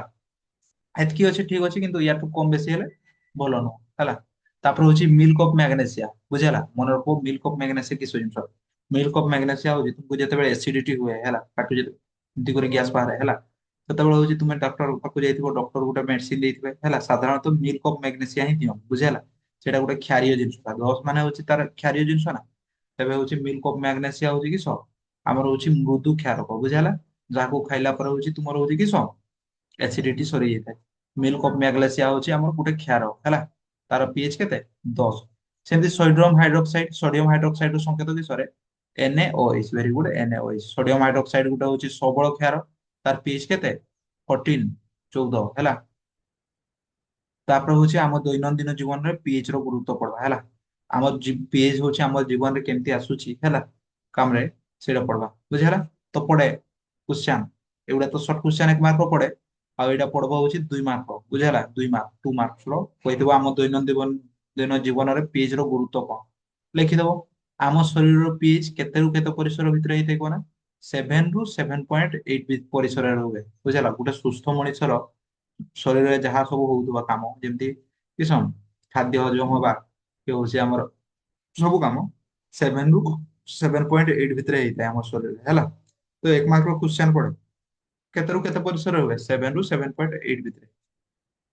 ସେମିତି ପାଟିର ପିଏଚ 5.5 ରୁ କମ ହେଲେ କିସ ହୁଏ, ଦାନ୍ତ କ୍ଷୟ ହୁଏ, ବୁଝିହେଲା। ଦାନ୍ତ ଦାନ୍ତ ମାଢି ଦାନ୍ତ କ୍ଷୟ ହୁଏ ହେଲା। ପାଟିର ପିଏଚ ଯଦି ତୁମର 5.5 ରୁ କମ ହେଲା କିସ, ତେବେ ହଉଛି ଦନ୍ତ କ୍ଷୟ ଷ୍ଟାର୍ଟ ହବ, ବୁଝିହେଲା। ତାପରେ ନେକ୍ସଟ ପଏଣ୍ଟ ପଢବା। ନେକ୍ସଟ ପଏଣ୍ଟ ହଉଛି ବର୍ଷା ଜଳର ପିଏଚ। ବର୍ଷା ଜଳ, ସେ ଯୋଉ ବର୍ଷା ଟପା ଟପା ପଡୁଛି ନା ହେଲା, ପ୍ରିମିୟମ ବର୍ଷା, ସେଇ ବର୍ଷା ଜଳର ପିଏଚ ଯଦି କିସ 5.6 ରୁ କମ ହୁଏ, 5.6 ରୁ କମ ହୁଏ, କିସ ହବ କଣ, ଅମ୍ଳ ବର୍ଷା ହୁଏ ହେଲା। ଅମ୍ଳ ବର୍ଷା ହୁଏ କି ପାଇଁ ଦେଖ ହେଲା, କି ପାଇଁ ଦେଖ ଅମ୍ଳ ବର୍ଷା ହୁଏ। ବାୟୁମଣ୍ଡଳରେ ବହୁତ ପ୍ରକାର ଗ୍ୟାସ ରହିଛି ହେଲା। ବାୟୁମଣ୍ଡଳରେ ବହୁତ ପ୍ରକାର ଗ୍ୟାସ ରହିଛି। ଯେତେବେଳେ ହଉଛି ସଲଫର ଡାଇଅକ୍ସାଇଡ କି ହଉଛି ଆମର ସଲଫୁରିକ ବାୟୁମଣ୍ଡଳରେ ଥିବା ହଉଛି କିସ ଅ, କିଛି ଗ୍ୟାସ ର ପରିମାଣ ହେଲା, ମିଥେନ କି ଆମର କିସ କାର୍ବନ, ଏଗୁଡାର ପରିମାଣ ଯେତେବେଳେ ବଢିଯାଏ, ପାଣି ସହ ମିଶିକି ସେମାନେ କିସ ଆମର ଅମ୍ଳ ଏସିଡ ସୃଷ୍ଟି କରନ୍ତି ହେଲା। ଏସିଡ ସୃଷ୍ଟି କରନ୍ତି, ମାନେ ବାୟୁମଣ୍ଡଳରେ ବହୁତ ପ୍ରକାର ବିଷାକ୍ତ ଗ୍ୟାସ ରହିଛି ହେଲା। ସେମାନେ ଯେତେବେଳେ ବର୍ଷା ସହ ମିଶିକି କିସ ତିଆରି କରନ୍ତି, ଏସିଡ ସୃଷ୍ଟି କରନ୍ତି, ବୁଝିହେଲା। ତ ଯୋଉ ଜାଣିଛ ଏସିଡ ତ ପାୱାର ଖତରନାକ ହେଲା। ତ ଏସିଡ ଯେତେବେଳେ ତୁମ ଶରୀର ଉପରେ ପଡିବ, ତୁମ ଶରୀର ରହିବ ନା, ଚର୍ମ ରୋଗ ହେଇଯିବ, ଜଳେଇବ, ବୁଝିହେଲା, ପୋଡିଯିବ, ବୁଝିହେଲା। ସେମିତି ହଉଛି ବର୍ଷା ଜଳର ପିଏଚ କେତେ 5 କମ ରୁ କମ ହେଲେ ଅମ୍ଳ ବର୍ଷା ହୁଏ ହେଲା। ବର୍ଷା ଜଳର ପିଏଚ କେତେ 5 ରୁ କମ ହେଲେ ଅମ୍ଳ ବର୍ଷା ହୁଏ। ତ ଅମ୍ଳ ବର୍ଷା ଭଲ ନା ଖରାପ, ଖରାପ ହେଲା। ଅମ୍ଳ ବର୍ଷା ଯଦି ମାର୍ବଲ ଉପରେ ପଡିଛି, ମାର୍ବଲ ହଳଦିଆ ହେଇଯିବ ମାର୍ବଲ ହେଲା। ତାପରେ ପୁଣି ଯଦି ବିଲରେ ପଡିଛି ଫସଲ ନଷ୍ଟ ହେଇଯିବ। ଯଦି ପାଣିରେ ପଡିଛି ଜଳ ଜୀବ ମାନେ ମରିଯିବେ ହେଲା। ତୁମ ଶରୀରରେ ପଡିଛି ହଉଛି କିସ ଜଳିଯିବ ହେଲା। ତ ଅମ୍ଳ ବର୍ଷା ଭଲ ନୁହଁ ହେଲା। ମନେ ରହିବ ବର୍ଷା ଜଳର ପିଏଚ 5.6 ରୁ କମ ହେଲେ ଅମ୍ଳ ବର୍ଷା ହୁଏ। ତାପରେ ମନେ ରଖିବ ହେଲା, ଆମର ଶୁକ୍ର ଗ୍ରହ ଆମର କେତେଟା ଗ୍ରହ ଅଛି ରେ, କେତେଟା ଗ୍ରହ ଅଛି, ଧକ୍ର ବିଳ ତିନି ସନ ଗଣି କୁହ କେତେଟା ହେଲା। ଧକ୍ର ବିଳ ତିନି ସନ ହେଲା, 8ଟି ଗ୍ରହ ଅଛି ହେଲା। ସବୁଠୁ ବଡ ଗ୍ରହ ନାମ କି ବୃହସ୍ପତି, ବୁଝିହେଲା। ତାପରେ ହଉଛି ଶୁକ୍ର, ଶୁକ୍ର ଗ୍ରହ ଶୁଣିଛ। ଶୁକ୍ର ଗ୍ରହର ବାୟୁମଣ୍ଡଳରେ କିସ ଅଛି, ସଲଫ୍ୟୁରିକ ଏସିଡ ହେଲା ଅଛି, ବୁଝିହେଲା। ଶୁକ୍ର ଗ୍ରହ ବାୟୁମଣ୍ଡଳରେ କିସ ଅଛି, ସଲଫ୍ୟୁରିକ ଏସିଡ ରହିଛି ହେଲା। ତାପରେ ପଢବା ଅଛି ପ୍ରତି ଅମ୍ଳ। ପ୍ରତି ଅମ୍ଳ କିସ ଜିନିଷ ହେଲା, ପ୍ରତି ଅମ୍ଳ ହଉଛି ସେଇ ଜିନିଷ ଯୋଉ ଜିନିଷଟା ହଉଛି ତୁମେ ହଉଛି ପ୍ରତି ଅମ୍ଳ ଗୋଟେ ମେଡିସିନ, ବୁଝିହେଲା। ଯୋଉ ମେଡିସିନ ଟା ତୁମେ ତୁମର ଏସିଡ ହେଇଥିଲା ବେଳେ ଖାଅ ହେଲା। ପ୍ରତି ଅମ୍ଳ ହଉଛି ସେଇ ମେଡିସିନ, ଯୋଉ ମେଡିସିନ ଟା ହଉଛି ତୁମେ କିସ ଏସିଡ ହେଲା ବେଳେ ଖାଅ, ସେଇଟା ହଉଛି କିସ ପ୍ରତି ଅମ୍ଳ, ବୁଝିହେଲା। ତ ପ୍ରତି ଅମ୍ଳ ହଉଛି ଏକ୍ସାମ୍ପଲ ଦେଇଦବ। ପ୍ରତି ଅମ୍ଳ ଡକ୍ଟର ଯୋଉଟା ତୁମକୁ ଦିଅନ୍ତି ହେଲା, ତୁମେ ଏସିଡ ହେଇଛି କହିଲ, ଡକ୍ଟର ଦେଲେ ତୁମକୁ କିସ ଦେବେ, ମ୍ୟାଗ୍ନେସିୟମ ହାଇଡ୍ରୋକ୍ସାଇଡ ଦିଅନ୍ତି, ବୁଝିହେଲା। ମ୍ୟାଗ୍ନେସିୟମ ହାଇଡ୍ରୋକ୍ସାଇଡ କିମ୍ବା ମିଲ୍କ ଅଫ ମ୍ୟାଗ୍ନେସିଆ ହେଲା। ମ୍ୟାଗ୍ନେସିୟମ ହାଇଡ୍ରୋକ୍ସାଇଡ ର ଅନ୍ୟ ନାମ ହଉଛି କିସ ମିଲ୍କ ଅଫ ମ୍ୟାଗ୍ନେସିଆ। ମନେ ରଖିବ, very very important short question ହେଲା। ମିଲ୍କ ଅଫ ମ୍ୟାଗ୍ନେସିଆ ର ସଂକେତ କିସ MgOH ହେଲା। ମନେ ରହିଲା, ଭେରି ଗୁଡ। ଚାଲ ନେକ୍ସଟ ଯିବା। ଏଇଟା ଗୋଟେ ଦୁର୍ବଳ ଅମ୍ଳ, ସରି ଦୁର୍ବଳ କ୍ଷାର ହେଲା। ଦେଖ ତୁମେ ପଢା ହେଇଥିଲା ନା, ଅମ୍ଳ କ୍ଷାର ମିଶିକି ପ୍ରଶମନୀକରଣ କରିଦିଅନ୍ତି ହେଲା, ନ୍ୟୁଟ୍ରାଲ କରିଦିଅନ୍ତି। ଅମ୍ଳ ଥିଲା କ୍ଷାର ଥିଲା ମିଶିକି କିସ ନ୍ୟୁଟ୍ରାଲ କରିଦେବେ। ନ୍ୟୁଟ୍ରାଲ ମାନେ କେତେ 7 କରିଦେବେ ପିଏଚ ହେଲା। ତ ହଉଛି ସେଇ ପାଇଁ ହଉଛି ତୁମର ଯେତେବେଳେ ଏସିଡିଟି ହୁଏ ସେଥିପାଇଁ କିସ ତୁମକୁ ମାନେ କ୍ଷାର ଖାଇତେ କୁହାଯାଏ ହେଲା। ତା ମାନେ ଏଇ ଯେ ତୁମର ଏସିଡ ହେଇଛି ସାବୁନ ଖାଇଦବ ହେଲା, ମେଡିସିନ ଯାଇକି ଖାଇବ ନହେଲେ ସାବୁନ ଖାଇଦେଇଥିବ ବୁଝିଲା। ନହେଲେ କହିବ ସେ ସାର୍ ତ କହିଛନ୍ ହେଲା, ଯଦି ଅମ୍ଳ ହେଇଛି ମାନେ ଏସିଡ ହେଇଛି ତେବେ କିସ ଘରୋଇ ମେଡିସିନ କ୍ଷାର ଜିନିଷ ଖାଇବ ହେଲା। ତ ତୁମେ କିସ କରିଥିବ ସାବୁନ ଖାଇ ଦେଇଥିବ, କାରଣ ସାବୁନ ଟା କ୍ଷାରିଆ ହେଲା, କ୍ଷାର ତ ହେଇଛି ତ ସାବୁନ ଖାଇ ଦେଇଥିବ। ଖାଇବନି ହେଲା, ମେଡିସିନ ଖାଇବ କିସ ଖାଇବ ମିଲ୍କ ଅଫ ମ୍ୟାଗ୍ନେସିଆ ଖାଇବ ହେଲା। ତାପରେ ଦେଖ ନେକ୍ସଟ, ତାପରେ ପଢବା ହଉଛି ଲବଣ ବୁଝିଲା। ଲବଣ ମାନେ ହଉଛି ନମକ ବୁଝିଲା, ସେଇ ଯେ କୁହ ନମକ ମିଲାକେ କ୍ୟା ହେଲା, ନମକ ବୁଝିଲା। ଲବଣ ସେଇଟା ପଡବ। ଲବଣ ଖାଇଲେ ବେଶୀ କିସ ହାଡ ଦୁର୍ବଳ ହେଇજાય ବୁଝିଲା। ତ କୋଉ ମାନେ ବେଶୀ ଲବଣ ଖାଇବନି ହେଲା। ଖାଇବ ଟିକେ ଟିକେ ଖାଇବ ହେଲା। ତାପରେ ପୁଣି ପଡିଛ ଲବଣ ସତ୍ୟାଗ୍ରହ କେବେ ହେଇଥିଲା? ଏଇଠି ଦେଖ ଗୋଟେ ଫଟୋ ଥିବ ମହାତ୍ମା ଗାନ୍ଧୀଙ୍କ ଫଟୋ ଥିବ ବୁଝିଲ। ମହାତ୍ମା ଗାନ୍ଧୀ ଦେଖ ଲବଣ ହେଲା। କେବେ ହେଇଥିଲା ଲବଣ ସତ୍ୟାଗ୍ରହ? କେବେ ହେଇଥିଲା? ଭୁଲିଛ, ଜାଣିନ ହେଲା। ଜାଣି ରଖ ଲବଣ ସତ୍ୟାଗ୍ରହ ହଉଛି 1930 ମସିହାରେ ହେଇଥିଲା ବୁଝିହେଲା। ତ ଦେଖ ଲବଣ ବିଷୟରେ ପଢ। ଲବଣ ଟା କେମିତି ତିଆରି ହୁଏ? ଲବଣ ଟା ହଉଛି ଆମର ତିଆରି ହୁଏ ଅ ଅମ୍ଳ ଆଉ କ୍ଷାର ମିଶିକି। କେମିତି ତିଆରି ହୁଏ? ଅମ୍ଳ ଆଉ କ୍ଷାର ମିଶିକି ହେଲା। ଲବଣ ତିଆରି ହୁଏ ଅମ୍ଳ ଓ କ୍ଷାର ବୁଝିହେଲା। ଅମ୍ଳ ଗୋଟେ ଏସିଡ ନେଲ ଆଉ ଗୋଟେ କ୍ଷାର ନେଲ, ସେମାନଙ୍କ ରାସାୟନିକ ପ୍ରତିକ୍ରିୟା କରେଇଦେଲ ହେଲା, ମାନେ ମିଶେଇଦେଲ। ଗୋଟେ କିସ ଗିଲାସ ରେ ନେଲ ହଉଛି ଏସିଡ ହାଇଡ୍ରୋକ୍ଲୋରିକ ଏସିଡ, ଆଉ ଗୋଟେ ଆଣିଲ ହଉଛି କି କ୍ଷାର ମାନେ ହଉଛି ସୋଡିୟମ ହାଇଡ୍ରୋକ୍ସାଇଡ, ମିଶେଇଦେଲ କିସ ତିଆରି ହବ ଲୁଣ ହେଲା। ଲୁଣ ମାନେ ଖାଇବା ଲୁଣ ନୁହଁ, ଲୁଣ ବହୁତ ପ୍ରକାର ଅଛି ହେଲା। ବିଷାକ୍ତ ଲୁଣ ବି କିଛି ଅଛି ହେଲା। ଖାଇବା ଲୁଣ ହଉଛି NaCl ବୁଝିହେଲା। ହଉଛି ସେଠି ଲୁଣ ତିଆରି ହବ ହେଲା। ତ ଲବଣର ଏକ୍ସାମ୍ପଲ ଦିଆଯାଇଛି NaCl, କପର କ୍ଲୋରାଇଡ CuCl2, MgCl2 ହେଲା। ଏଗୁଡା ହଉଛି କିସ ଲବଣର ଏକ୍ସାମ୍ପଲ ବୁଝିପାରିଲ। ତ ହଉଛି ଲବଣର ପିଏଚ କେତେ? 7। ଲବଣର ପିଏଚ କେତେ? 7 ବୁଝିହେଲା। ଲବଣ ହଉଛି ନା ହଉଛି ଆମର କ୍ଷାରରେ ଯିବ ନା ହଉଛି ଅମ୍ଳରେ ଯିବ ବୁଝିହେଲା। ଲବଣର ପିଏଚ ହଉଛି 7 ହେଲା। ତ ମନେ ରଖିବ ଲବଣ ଦୁଇ ପ୍ରକାର। ଲବଣ ଦୁଇ ପ୍ରକାର। କେତେ ପ୍ରକାର? ଦୁଇ ପ୍ରକାର। କିସ କିସ? ଗୋଟେ ହଉଛି ସବଳ ଅମ୍ଳ, ସରି ସବଳ ଅମ୍ଳୀୟ ଲବଣ, ଆଉ ଗୋଟେ ହଉଛି କିସ କ୍ଷାରୀୟ ଲବଣ ବୁଝିହେଲା। ଲବଣ କେତେ ପ୍ରକାର କହିଲି? ଦୁଇ ପ୍ରକାର। କିସ? ଗୋଟେ ହଉଛି ଅମ୍ଳୀୟ ଲବଣ ଆଉ ଗୋଟେ ହଉଛି କ୍ଷାରୀୟ ଲବଣ ବୁଝିହେଲା। ବୁଝିହେଲା, ବୁଝେଇ ଦଉଛି। ଲବଣ ହଉଛି ଦୁଇ ପ୍ରକାର, ଗୋଟେ ହଉଛି ସବଳ ଅମ୍ଳୀୟ ଲବଣ, ଆଉ ଗୋଟେ ହଉଛି କିସ କ୍ଷାରୀୟ ଲବଣ ବୁଝିହେଲା। ତୁମେ ଜାଣିଛ ସାଧାରଣତଃ ଲବଣର ପିଏଚ କେତେ? ନ୍ୟୁଟ୍ରାଲ ବା 7। କିନ୍ତୁ ହଉଛି କିଛି ଲବଣ ଅଛନ୍ତି କିସ ତାଙ୍କର ପିଏଚ ହଉଛି ଏ, ଅମ୍ଳୀୟ ହେଇଯିବ, କିଛି ଅଛନ୍ତି ତାଙ୍କର ପିଏଚ ହଉଛି କ୍ଷାରୀୟ ହେଇଯିବ ବୁଝିହେଲା। କେମିତି ଦେଖ, ଯଦି ତୁମେ ଜାଣିଛ ଲବଣ କେମିତି ତିଆରି ହୁଏ? ଅମ୍ଳଯୁକ୍ତ କ୍ଷାର ହେଲା। ଯଦି ସବଳ ଅମ୍ଳ ଆଉ ସବଳ କ୍ଷାର ମିଶିକି ତିଆରି ହେବେ ତେବେ ହଉଛି ସେଇ ଲବଣଟା କିସ ନ୍ୟୁଟ୍ରାଲ ରେ ଯିବ ବୁଝିହେଲା। ଯଦି ହଉଛି ଦୁର୍ବଳ କ୍ଷାର କିମ୍ବା ଦୁର୍ବଳ ଅମ୍ଳ ମିଶିକି ତିଆରି ହେଲା ଲବଣଟା, ସେଇଟା ବି ନ୍ୟୁଟ୍ରାଲ ରେ ଯିବ, ତାର ପିଏଚ 7 ଆସିବ। କିନ୍ତୁ ଯଦି ସବଳ ଅମ୍ଳ ଆଉ ଦୁର୍ବଳ କ୍ଷାର ମିଶିକି ଲବଣଟା ତିଆରି ହବ, ତାର ପିଏଚ କେତେ? ଅମ୍ଳୀୟ ଲବଣ ହେଇଯିବ। ସେମିତି ଦୁର୍ବଳ ଅମ୍ଳ ଆଉ ସବଳ କ୍ଷାର ହେଲେ କିସ ତାର ହଉଛି କ୍ଷାରୀୟ ଲବଣ ହେଇଯିବ ବୁଝିପାରିଲ ହେଲା। Very good. ଚାଲ next। ତାପରେ ହଉଛି ପଢବା ହଉଛି କେତେକ ଇମ୍ପୋର୍ଟାଣ୍ଟ ଲବଣ ହେଲା, କେତେକ ଇମ୍ପୋର୍ଟାଣ୍ଟ ନମକ ତା ବିଷୟରେ ପଢବା ଏଇନା ବୁଝିହେଲା। କେତେକ ଇମ୍ପୋର୍ଟାଣ୍ଟ ଲବଣ ଅଛି ହେଲା, ଦୈନନ୍ଦିନ ଜୀବନରେ ବ୍ୟବହାର କରୁଛୁ, ସେଇଗୁଡା ବିଷୟରେ ପଢବା। ତ ଫାଷ୍ଟ ପଢବା ହଉଛି କିସ ସୋଡିୟମ ହାଇଡ୍ରୋକ୍ସାଇଡ। ଦେଖ ଏଗୁଡା ହଉଛି ଲଙ୍ଗ କ୍ୱେଶ୍ଚନ ବୁଝିହେଲା। ଏଗୁଡା କିସ ଲଙ୍ଗ କ୍ୱେଶ୍ଚନ। ତ ମନେ ରଖ ଲଙ୍ଗ କ୍ୱେଶ୍ଚନ କେମିତି ଲେଖାଯିବ ହେଲା। କହିଥିବ ହଉଛି ସୋଡିୟମ ହାଇଡ୍ରୋକ୍ସାଇଡ ବିଷୟରେ ଲେଖ। ସୋଡିୟମ ହାଇଡ୍ରୋକ୍ସାଇଡ ର ବ୍ୟବହାର କିପରି ସୃଷ୍ଟି ହୁଏ ଲେଖ, ଏମିତି ପଡିଥିବ। ସୋଡିୟମ ହାଇଡ୍ରୋକ୍ସାଇଡ ର ସଂକେତ କଣ? କିପରି ସୃଷ୍ଟି ହୁଏ ତାର ବ୍ୟବହାର ଲେଖ ବୁଝିହେଲା। ଲେଖିଦବା। ସୋଡିୟମ ହାଇଡ୍ରୋକ୍ସାଇଡ ର ସଂକେତ ହଉଛି କିସ NaOH। ତାର ସାଧାରଣ ନାମ ହଉଛି ସୋଡିୟମ ହାଇଡ୍ରୋକ୍ସାଇଡ ହେଲା। ସୋଡିୟମ ହାଇଡ୍ରୋକ୍ସାଇଡ ତାକୁ କିସ ପଢାଯାଏ? ସୋଡିୟମ ହାଇଡ୍ରୋକ୍ସାଇଡ। କିପରି ସୃଷ୍ଟି ହୁଏ ଦେଖ ହେଲା। ଏଇ ଲୁଣଟା କେମିତି ସୃଷ୍ଟି ହଉଛି ହେଲା। ଇଏ କେମିତି ସୃଷ୍ଟି ହଉଛି ହେଲା। ଇଏ ସରି ଇଏ ଲବଣ ହଁ କେମିତି ସୃଷ୍ଟି ହଉଛି? ଇଏ କେମିତି ସୃଷ୍ଟି ହବ କହ? ଇଏ ସୃଷ୍ଟି ହବ ହଉଛି ସୋଡିୟମ କ୍ଲୋରାଇଡ ର ବିଦ୍ୟୁତ ବିଶ୍ଳେଷଣ କଲେ ବୁଝିହେଲା। ସୋଡିୟମ କ୍ଲୋରାଇଡ ର ବିଦ୍ୟୁତ ବିଶ୍ଳେଷଣ କଲେ। ସୋଡିୟମ କ୍ଲୋରାଇଡ ନେଇଗଲ ହେଲା ଗୋଟେ ଗିଲାସ ରେ, କିସ ଆମର ବିକରେ ନେଇଗଲ ସୋଡିୟମ କ୍ଲୋରାଇଡ ବୁଝିହେଲା। ଏଇ ଦେଇକି ଇଲେକ୍ଟ୍ରିକ ପାସ୍ କରିବ। ଇଲେକ୍ଟ୍ରିକ ପାସ୍ କରିବ ମାନେ ଏଠି ହଉଛି କିସ ଦୁଇଟା କାଠି ପୁରେଇ ଦେଲ ହେଲା। ଗୋଟେ ହଉଛି ଲୁହା କଣ୍ଟା, ଗୋଟେ ହେଇଯିବ ଆନୋଡ, ଗୋଟେ ହଉଛି କ୍ୟାଥୋଡ ହେଇଯିବ ବୁଝିହେଲା। ତେବେ ହଉଛି ଏଇ ଦେଇକି ବିଦ୍ୟୁତ ପାସ୍ କରେଇଲେ ହେଲା, ମାନେ ଇଲେକ୍ଟ୍ରିକ ପୁରେଇ ଦେଲେ, ଏଠି ଦୁଇଟା ତାର ଯଦି ପୁରେଇ ଦେଲ କିସ ଏଠି ହଉଛି କିସ ବାହାରିବ ହଉଛି ଆମର ସୋଡିୟମ ହାଇଡ୍ରୋକ୍ସାଇଡ ବାହାରିବ। ତାର ସହ କ୍ଲୋରିନ ଗ୍ୟାସ ବାହାରିବ ବୁଝିହେଲା। ତାର ସହ ହାଇଡ୍ରୋଜେନ ଗ୍ୟାସ ବାହାରିବ ବୁଝିହେଲା। ତ ଏଇ ଇଆରେ ବିଦ୍ୟୁତ ବିଶ୍ଳେଷଣ ପ୍ରତିକ୍ରିୟାରେ କ୍ଲୋରିନ ଗ୍ୟାସ ବାହାରୁଥିଲା ପରେ ୟାକୁ କିସ କ୍ଲୋରୋ ଆଲକାଲି ପ୍ରଣାଳୀ ମଧ୍ୟ କୁହାଯାଏ। କାରଣ ହଉଛି କିସ କ୍ଲୋରିନ ଗ୍ୟାସ ବାହାରେ। ତ ଲେଖିପାରିବ ସୋଡିୟମ ଆମର ହାଇଡ୍ରୋକ୍ସାଇଡ ରୁ କିସ ସଂକେତ ହଉଛି NaOH ହେଲା। ଆକ୍ଚୁଆଲି ଏଇଟା ଲବଣ ନୁହଁ ହେଲା, ଆକ୍ଚୁଆଲି ଏଇଟା ଲବଣ ନୁହଁ ହେଲା, ଏଇଟା କିସଟା କ୍ଷାରଟା ବୁଝିହେଲା। ଏଇଟା କିସ କ୍ଷାରଟା ହେଲା। ତ ଉପରେ ହେଡିଂ ଦିଆଯାଇଛି କେତେକ ଇମ୍ପୋର୍ଟାଣ୍ଟ ଲବଣ। ପ୍ରଥମ ଏଇଟା କ୍ଷାର ବିଷୟରେ ପଢିଲା ହେଲା, ତାପରେ ଲବଣ ବିଷୟରେ ପଢିଲା ନେକ୍ସଟ ହେଲା। ତ ହଉଛି NaOH ସଂକେତ କିପରି ସୃଷ୍ଟି ହୁଏ? ବିଦ୍ୟୁତ ସ୍ରୋତର ବିଦ୍ୟୁତ ସ୍ରୋତକୁ ସୋଡିୟମ କ୍ଲୋରାଇଡ ର ଜଳୀୟ ଦ୍ରବଣରେ ପ୍ରବାହିତ କରାଇଲେ ସୋଡିୟମ ହାଇଡ୍ରୋକ୍ସାଇଡ ବାହାରେ ହେଲା। ମାନେ ହଉଛି ବିକରେ ଥିବ ସୋଡିୟମ କ୍ଲୋରାଇଡ, ସେଠି ଯଦି ତୁମେ ଲାଇନ ପାସ୍ କରେଇବ ହେଲା, ଲାଇନ ଦେଇଦବ କିସ ବାହାରିବ ହଉଛି NaOH ବୁଝିହେଲା। ଏବେ ଏଇ ସମୀକରଣ ଟା ମନେ ରଖ ବୁଝିହେଲା, ଏଇ ସମୀକରଣ ଟା ମନେ ରଖ। ଯଦି ପଢିଲା ଏଇ ଲଙ୍ଗ କ୍ୱେଶ୍ଚନ ଟା ପୁରା ବ୍ୟବହାର ଯାଇ ରଖିବ ହେଲା, ତାପରେ ଅଛି ତାପରେ ଯାଇ ରଖିବ ହେଲା। ତାପରେ ପେଜ ଯିବା, ତାପରେ ଭିତରେ ଯାହା ଥିବ ସେତିକି ଯାଇ ଲେଖବ ବୁଝିହେଲା। କିପରି କିପରି ସୃଷ୍ଟି ହୁଏ ଘୁଷି ଦିଅ, ଏବେଠୁ ଘୁଷି ଦିଅ। ବିଦ୍ୟୁତ ସ୍ରୋତକୁ ଯଦି ସୋଡିୟମ କ୍ଲୋରାଇଡ ର ଜଳୀୟ ଦ୍ରବଣ ମାନେ ପାଣିଆ ଜିନିଷରେ କିସ ବିଦ୍ୟୁତ ସ୍ରୋତକୁ ଯଦି ପ୍ରବାହିତ କରେଇଲେ କିସ ବାହାରିବ ସୋଡିୟମ ହାଇଡ୍ରୋକ୍ସାଇଡ, ତାର ସହ ହଉଛି କ୍ଲୋରିନ ଗ୍ୟାସ ଆଉ ହଉଛି ହାଇଡ୍ରୋଜେନ ଗ୍ୟାସ ବୁଝିହେଲା। ତ ଏଠି କ୍ଲୋରିନ ଗ୍ୟାସ ବାହାରୁଥିବାରୁ ଏଇଟା କିସ କୁହାଯାଏ କ୍ଲୋରୋ ଆଲକାଲି ପ୍ରଣାଳୀ କୁହାଯାଏ ବୁଝିହେଲା। ତାପରେ ନେକ୍ସଟ ଦେଖ ବ୍ୟବହାର କୋଉଠି ହୁଏ? ଧାତୁକୁ ତୈଳ ମୁକ୍ତ କରିବା ପାଇଁ ବ୍ୟବହାର ହୁଏ ହେଲା।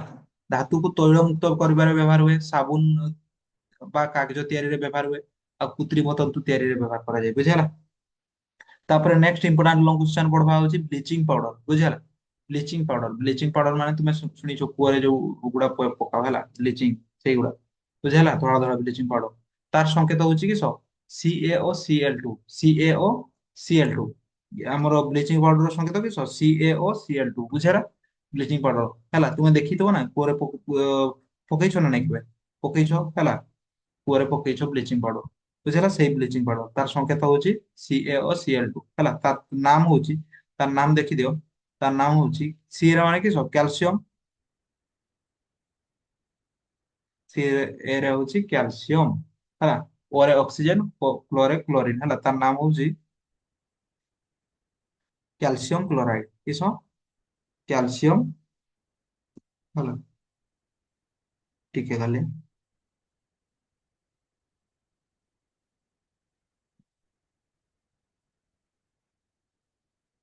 CaO Cl2 ତାର ନାମ ହଉଛି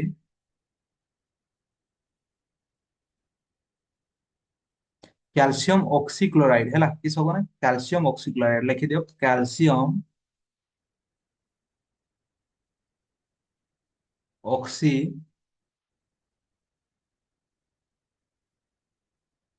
କ୍ଲୋରାଇଡ ବୁଝିହେଲା। CaO Cl2 ର ସଂକେତ କିସ ମାନେ ନାମ କିସ କ୍ୟାଲସିୟମ ଅକ୍ସିକ୍ଲୋରାଇଡ ବୁଝିହେଲା। ଭେରି ଗୁଡ ହେଲା।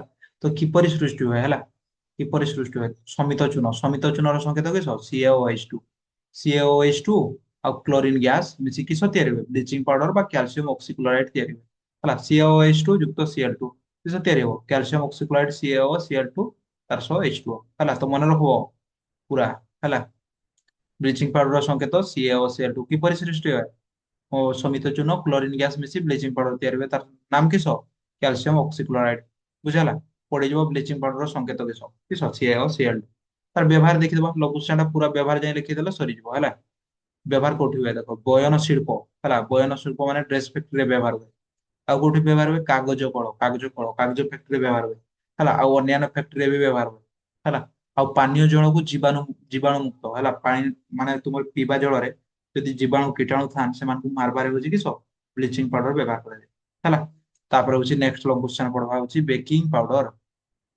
ବେକିଂ ପାଉଡର ବେକିଂ ପାଉଡର ଯାହାକୁ କୁହାଯାଏ ଖାଇବା ସୋଡା ହେଲା। ଖାଇବା ସୋଡା ଶୁଣିଛ ନା ନାଇଁ? ଶୁଣିଛ ବୁଝିହେଲା। ବେକିଂ ପାଉଡର ପଢେ। ତ ବେକିଂ ପାଉଡର ସଂକେତ ହଉଛି NaHCO3 ବୁଝିହେଲା। NaHCO3 ବେକିଂ ପାଉଡର ବା ଖାଇବା ସୋଡା ରହୁଛି କି ନାମ ହଉଛି NaHCO3 ମାନେ ସଂକେତ ହଉଛି NaHCO3 ହେଲା। ମନେ ରହିଲା। ତାପରେ ହଉଛି ୟାକୁ କିସ ପଢାଯାଏ ସୋଡିୟମ ହାଇଡ୍ରୋଜେନ କାର୍ବୋନେଟ ହେଲା। କିପରି ତିଆରି ହୁଏ ଦେଖ, ସୋଡିୟମ କ୍ଲୋରାଇଡ ହେଲା NaCl ମାନେ ହଉଛି ସୋଡିୟମ କ୍ଲୋରାଇଡ, H2O ମାନେ ହଉଛି ଜଳ, କାର୍ବନ ଡାଇଅକ୍ସାଇଡ ଆଉ ହଉଛି NH3 ମାନେ ଏମୋନିଆ ମିଶି କିସ ତିଆରି କରନ୍ତି NH4Cl ତିଆରି କରନ୍ତି। NH4Cl ମାନେ ହଉଛି ଏମୋନିୟମ କ୍ଲୋରାଇଡ, ତାର ସହ ହଉଛି କିସ ସୋଡିୟମ ହାଇଡ୍ରୋଜେନ କାର୍ବୋନେଟ ତିଆରି କରନ୍ତି ବୁଝିହେଲା। କିସ କହିଲି ସୋଡିୟମ କ୍ଲୋରାଇଡ ହେଲା। ଏଇଟା ହଉଛି ବିକର ନେଲ, ବିକର ହଉଛି କିସ ପୁରେଇବ ফার্স্ট হচ্ছে NaCl পুରେଇଲ, ତାପରେ ହଉଛି ଜଳ ଢାଳି ଦେଲ ଟିକେ, ତାପରେ ହଉଛି କାର୍ବନ ଡାଇଅକ୍ସାଇଡ ଦେଲ, ତାପରେ ହଉଛି କିସ ଆମର ହଉଛି ଏମୋନିଆ ଦେଲ, ତ କିସ ହବ ଆମର ସୃଷ୍ଟି ହବ ଏମୋନିୟମ କ୍ଲୋରାଇଡ, ତାର ସହ ହଉଛି ଖାଇବା ସୋଡା ବା ବେକିଂ ସୋଡା ହେଲା। ବୁଝିପାରିଲ? ତ ମନେ ରଖ ହେଲା।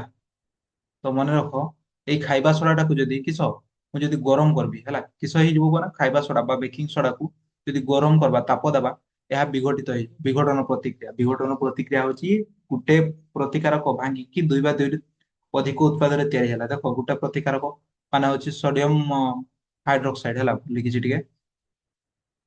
ଟିକେ ଭୁଲି ଯାଇଛି ହେଲା। ବେକିଂ ସୋଡା ତାର ସଂକେତ କିସ, NaOH, CO3 ହେଲା। NaOH, CO3 କୁ ତାପ ଦେଲେ କିସ ଆମର ସୃଷ୍ଟି ହବ ସୋଡିୟମ କାର୍ବୋନେଟ Na2CO3, ବା ହଉଛି ଏଇଟାକୁ କିସ କୁହାଯାଏ, ଆମର ହଉଛି ଧୋଇବା ସୋଡା। ବୁଝିହେଲା? ଆଉ ତାର ସହ ହଉଛି ଜଳ ତିଆରି ହବ। ବୁଝିହେଲା? ଆଉ ହଉଛି ଏଇଟା CO2 ମାନେ କାର୍ବନ ଡାଇଅକ୍ସାଇଡ ଗ୍ୟାସ ବାହାରିବ। ତ ମନେ ରଖ ଏଇଟା କୋଉଠି ବ୍ୟବହାର କରାଯାଏ ହେଲା, ବ୍ୟବହାରଟା ଲେଖିତେ ଭୁଲି ଯାଇଛି ହେଲା। ତ ଏଇଠି ଦେଖିଦେବା ବ୍ୟବହାର କୋଉଠି ହୁଏ। ତ ହଉଛି ଆମର ସୋଡିୟମ ହାଇଡ୍ରୋଜେନ କାର୍ବୋନେଟ ବା ଖାଇବା ସୋଡାକୁ କି ପାଇଁ ବ୍ୟବହାର କରାଯାଏ? ଖାଇବା ସୋଡାକୁ ହଉଛି ବ୍ୟବହାର ହଉଛି ଆମର ହଉଛି ଫାଷ୍ଟ ହଉଛି ଏଇଟା ହଉଛି ପକୁଡି, ପକୁଡି ଛାଣିବା ବେଳେ ପକୁଡିକୁ ନରମ ଫୁସଫୁସିଆ ପୁରୀ ହେଲା, ଖାଇବା ସୋଡା ପକାଅ ନା, ପକାଅ, ସେଇଠି ବ୍ୟବହାର ହୁଏ।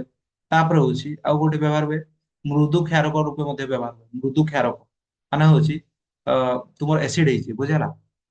ଏସିଡ ହେଇଛି, ଏସିଡ ହେଇଛି ଯଦି ତୁମେ କିସ କରିବ, ଅ, ଏଇଟା ଖାଇଦବ, ଖାଇବା ସୋଡା ହେଲା, ଟିକେ ଆରାମ ନବ। ବୁଝିହେଲା? ମୁଁ କହିଥିଲି ନା ତମର ଏସିଡ ହେଇଥିଲା, ସାବୁନ ଖାଇବନି, କିସ ଖାଇବ, ଖାଇବା ସୋଡା, ଯାହା ପରେ ଟିକେ ଆରାମ ପାବ। ବୁଝିହେଲା? ଆଉ କୋଉଠି ବ୍ୟବହାର ହୁଏ, ଆଉ ଆମର ବ୍ୟବହାର ହୁଏ, ଆଉ ଆମର ବ୍ୟବହାର ହୁଏ ଧୋଇବା ସୋଡା ତିଆରି କରବାରେ ହେଲା। ଧୋଇବା ସୋଡା ମାନେ ସୋଡିୟମ କାର୍ବୋନେଟ ତିଆରି କରବାରେ ବ୍ୟବହାର ହୁଏ। ବୁଝିହେଲା? ମନେ ରହିବ। ତାପରେ ହଉଛି ପୁରାଟା ଲେଖିବ ହେଲା, ବ୍ୟବହାରଟା ବି ଲେଖିଦବ ହେଲା, ବ୍ୟବହାରଟା ଏଇଠି ଅଛି ଲେଖିଦବ। ବୁଝିହେଲା? ତାପରେ ଯାଇକି ପୁରା ଫୁଲ ମାର୍କ ପାଇବ ହେଲା। ଲାଇନ ପଳେଇଲା। ତାପରେ ହେଡିଙ୍ଗ ଦବା ଧୋଇବା ସୋଡା। ଧୋଇବା ସୋଡା, ଧୋଇବା ସୋଡାର ସଂକେତ କିସ, ଧୋଇବା ସୋଡାର ସଂକେତ ହଉଛି Na2CO3 ହେଲା। ଧୋଇବା ସୋଡାର ସଂକେତ କିସ, Na2CO3 10H2O। ବୁଝିହେଲା? Na2CO3 10H2O, ତାର ନାମ ହଉଛି କିସ, ସୋଡିୟମ କାର୍ବୋନେଟ। ତାର ନାମ କିସ, ସୋଡିୟମ କାର୍ବୋନେଟ ଡେକାଇଡ୍ରେଟ ହେଲା। କିସ ପଢାଯାଏ, ଆମର ଧୋଇବା ସୋଡାକୁ କିସ କୁହାଯାଏ, ସୋଡିୟମ କାର୍ବୋନେଟ ଡେକାଇଡ୍ରେଟ ହେଲା।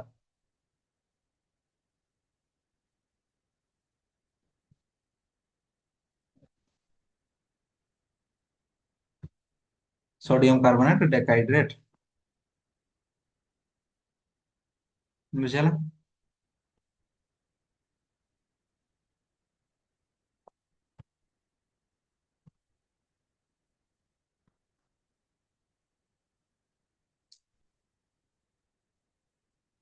ଇହାଲେ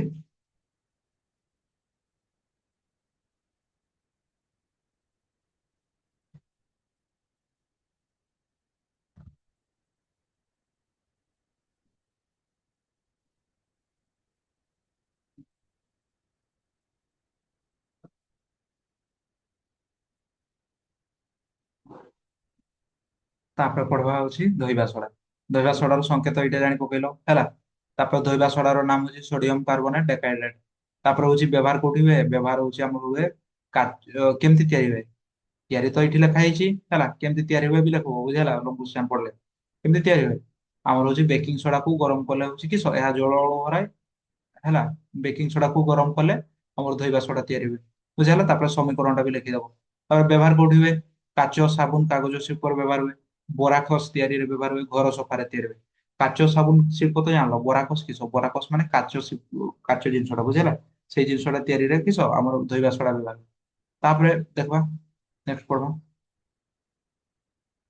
ନେକ୍ସଟ ପଢବା ହଉଛି ଜଳର ସ୍ଥାୟୀ ଖରତ୍ୱ ଦୂର କରିବା ପାଇଁ ହେଲା କିସ ବ୍ୟବହାର କରାଯାଏ, ଧୋଇବା ସୋଡା ହେଲା। ଆଉ ହଉଛି ପ୍ଲାଷ୍ଟର ଅଫ ପ୍ୟାରିସ। ଲାଷ୍ଟ ପଢବା ହଉଛି ପ୍ଲାଷ୍ଟର ଅଫ ପ୍ୟାରିସ, ସେଟା କିସ ଜିନିଷଟା। ବୁଝିହେଲା? ତୁମେ ଶୁଣିଥିବ ନା, ହାତ ଭାଙ୍ଗିଗଲେ ପ୍ଲାଷ୍ଟର ଦିଆଯିବ, ଏମିତି କରି ଭାଙ୍ଗି ଦିଆଯାଇଥାଏ, ପ୍ଲାଷ୍ଟର ଦିଆଯାଏ ଜାଣିଛ ହେଲା। ତ ସେଇଟା ହଉଛି କେମିତି ତିଆରି ହୁଏ ହେଲା। ଦେଖ, ସେଇଟା ହଉଛି ପ୍ଲାଷ୍ଟର ଅଫ ପ୍ୟାରିସ, ଯୋଉଟା ହାତ ଭାଙ୍ଗିଗଲେ ହଉଛି କି ଦିଆ ହେଇଥାଏ, ସେଇଟା ହଉଛି ପ୍ଲାଷ୍ଟର ଅଫ ପ୍ୟାରିସ ହେଲା। କେମିତି ତିଆରି ହୁଏ ଦେଖ, ତାର ସଂକେତ ହଉଛି CaSO4 ହେଲା, ହାଫ H2O। ବୁଝିହେଲା? CaSO4 half H2O। ତାକୁ କଣ ପଢାଯାଏ, କ୍ୟାଲସିୟମ ସଲଫେଟ ହେମିହାଇଡ୍ରେଟ କିସ କରାଯାଏ? କ୍ୟାଲସିୟମ ସଲଫେଟ ହେମିହାଇଡ୍ରେଟ କେମିତି ତିଆରି ହୁଏ ଦେଖ। ଜିପ୍ସମ କୁ ତାପ ଦେଲେ ହେଲା, ଜିପ୍ସମ ଗୋଟେ ଜିନିଷ ତୁମେ ଦେଖିଥିବ, ଜିପ୍ସମ ହଉଛି କିସ ଘରର ସିଲିଂ ରେ ଆଜିକାଲି ଜିପ୍ସମ ବ୍ୟବହାର କରାଯାଏ, ବୁଝିଲା। ଜିପ୍ସମ ଗୋଟେ ପାଉଡର ଟା, ବୁଝିଲା। ଜିପ୍ସମ କୁ ଯଦି ତାପ ଦେବ କିସ ହବ? ପ୍ଲାଷ୍ଟର ଅଫ ପ୍ୟାରିସ ତିଆରି ହବ, ବୁଝିଲା। ଜିପ୍ସମ କୁ ତାପ ଦେଲେ ପ୍ଲାଷ୍ଟର ଅଫ ପ୍ୟାରିସ।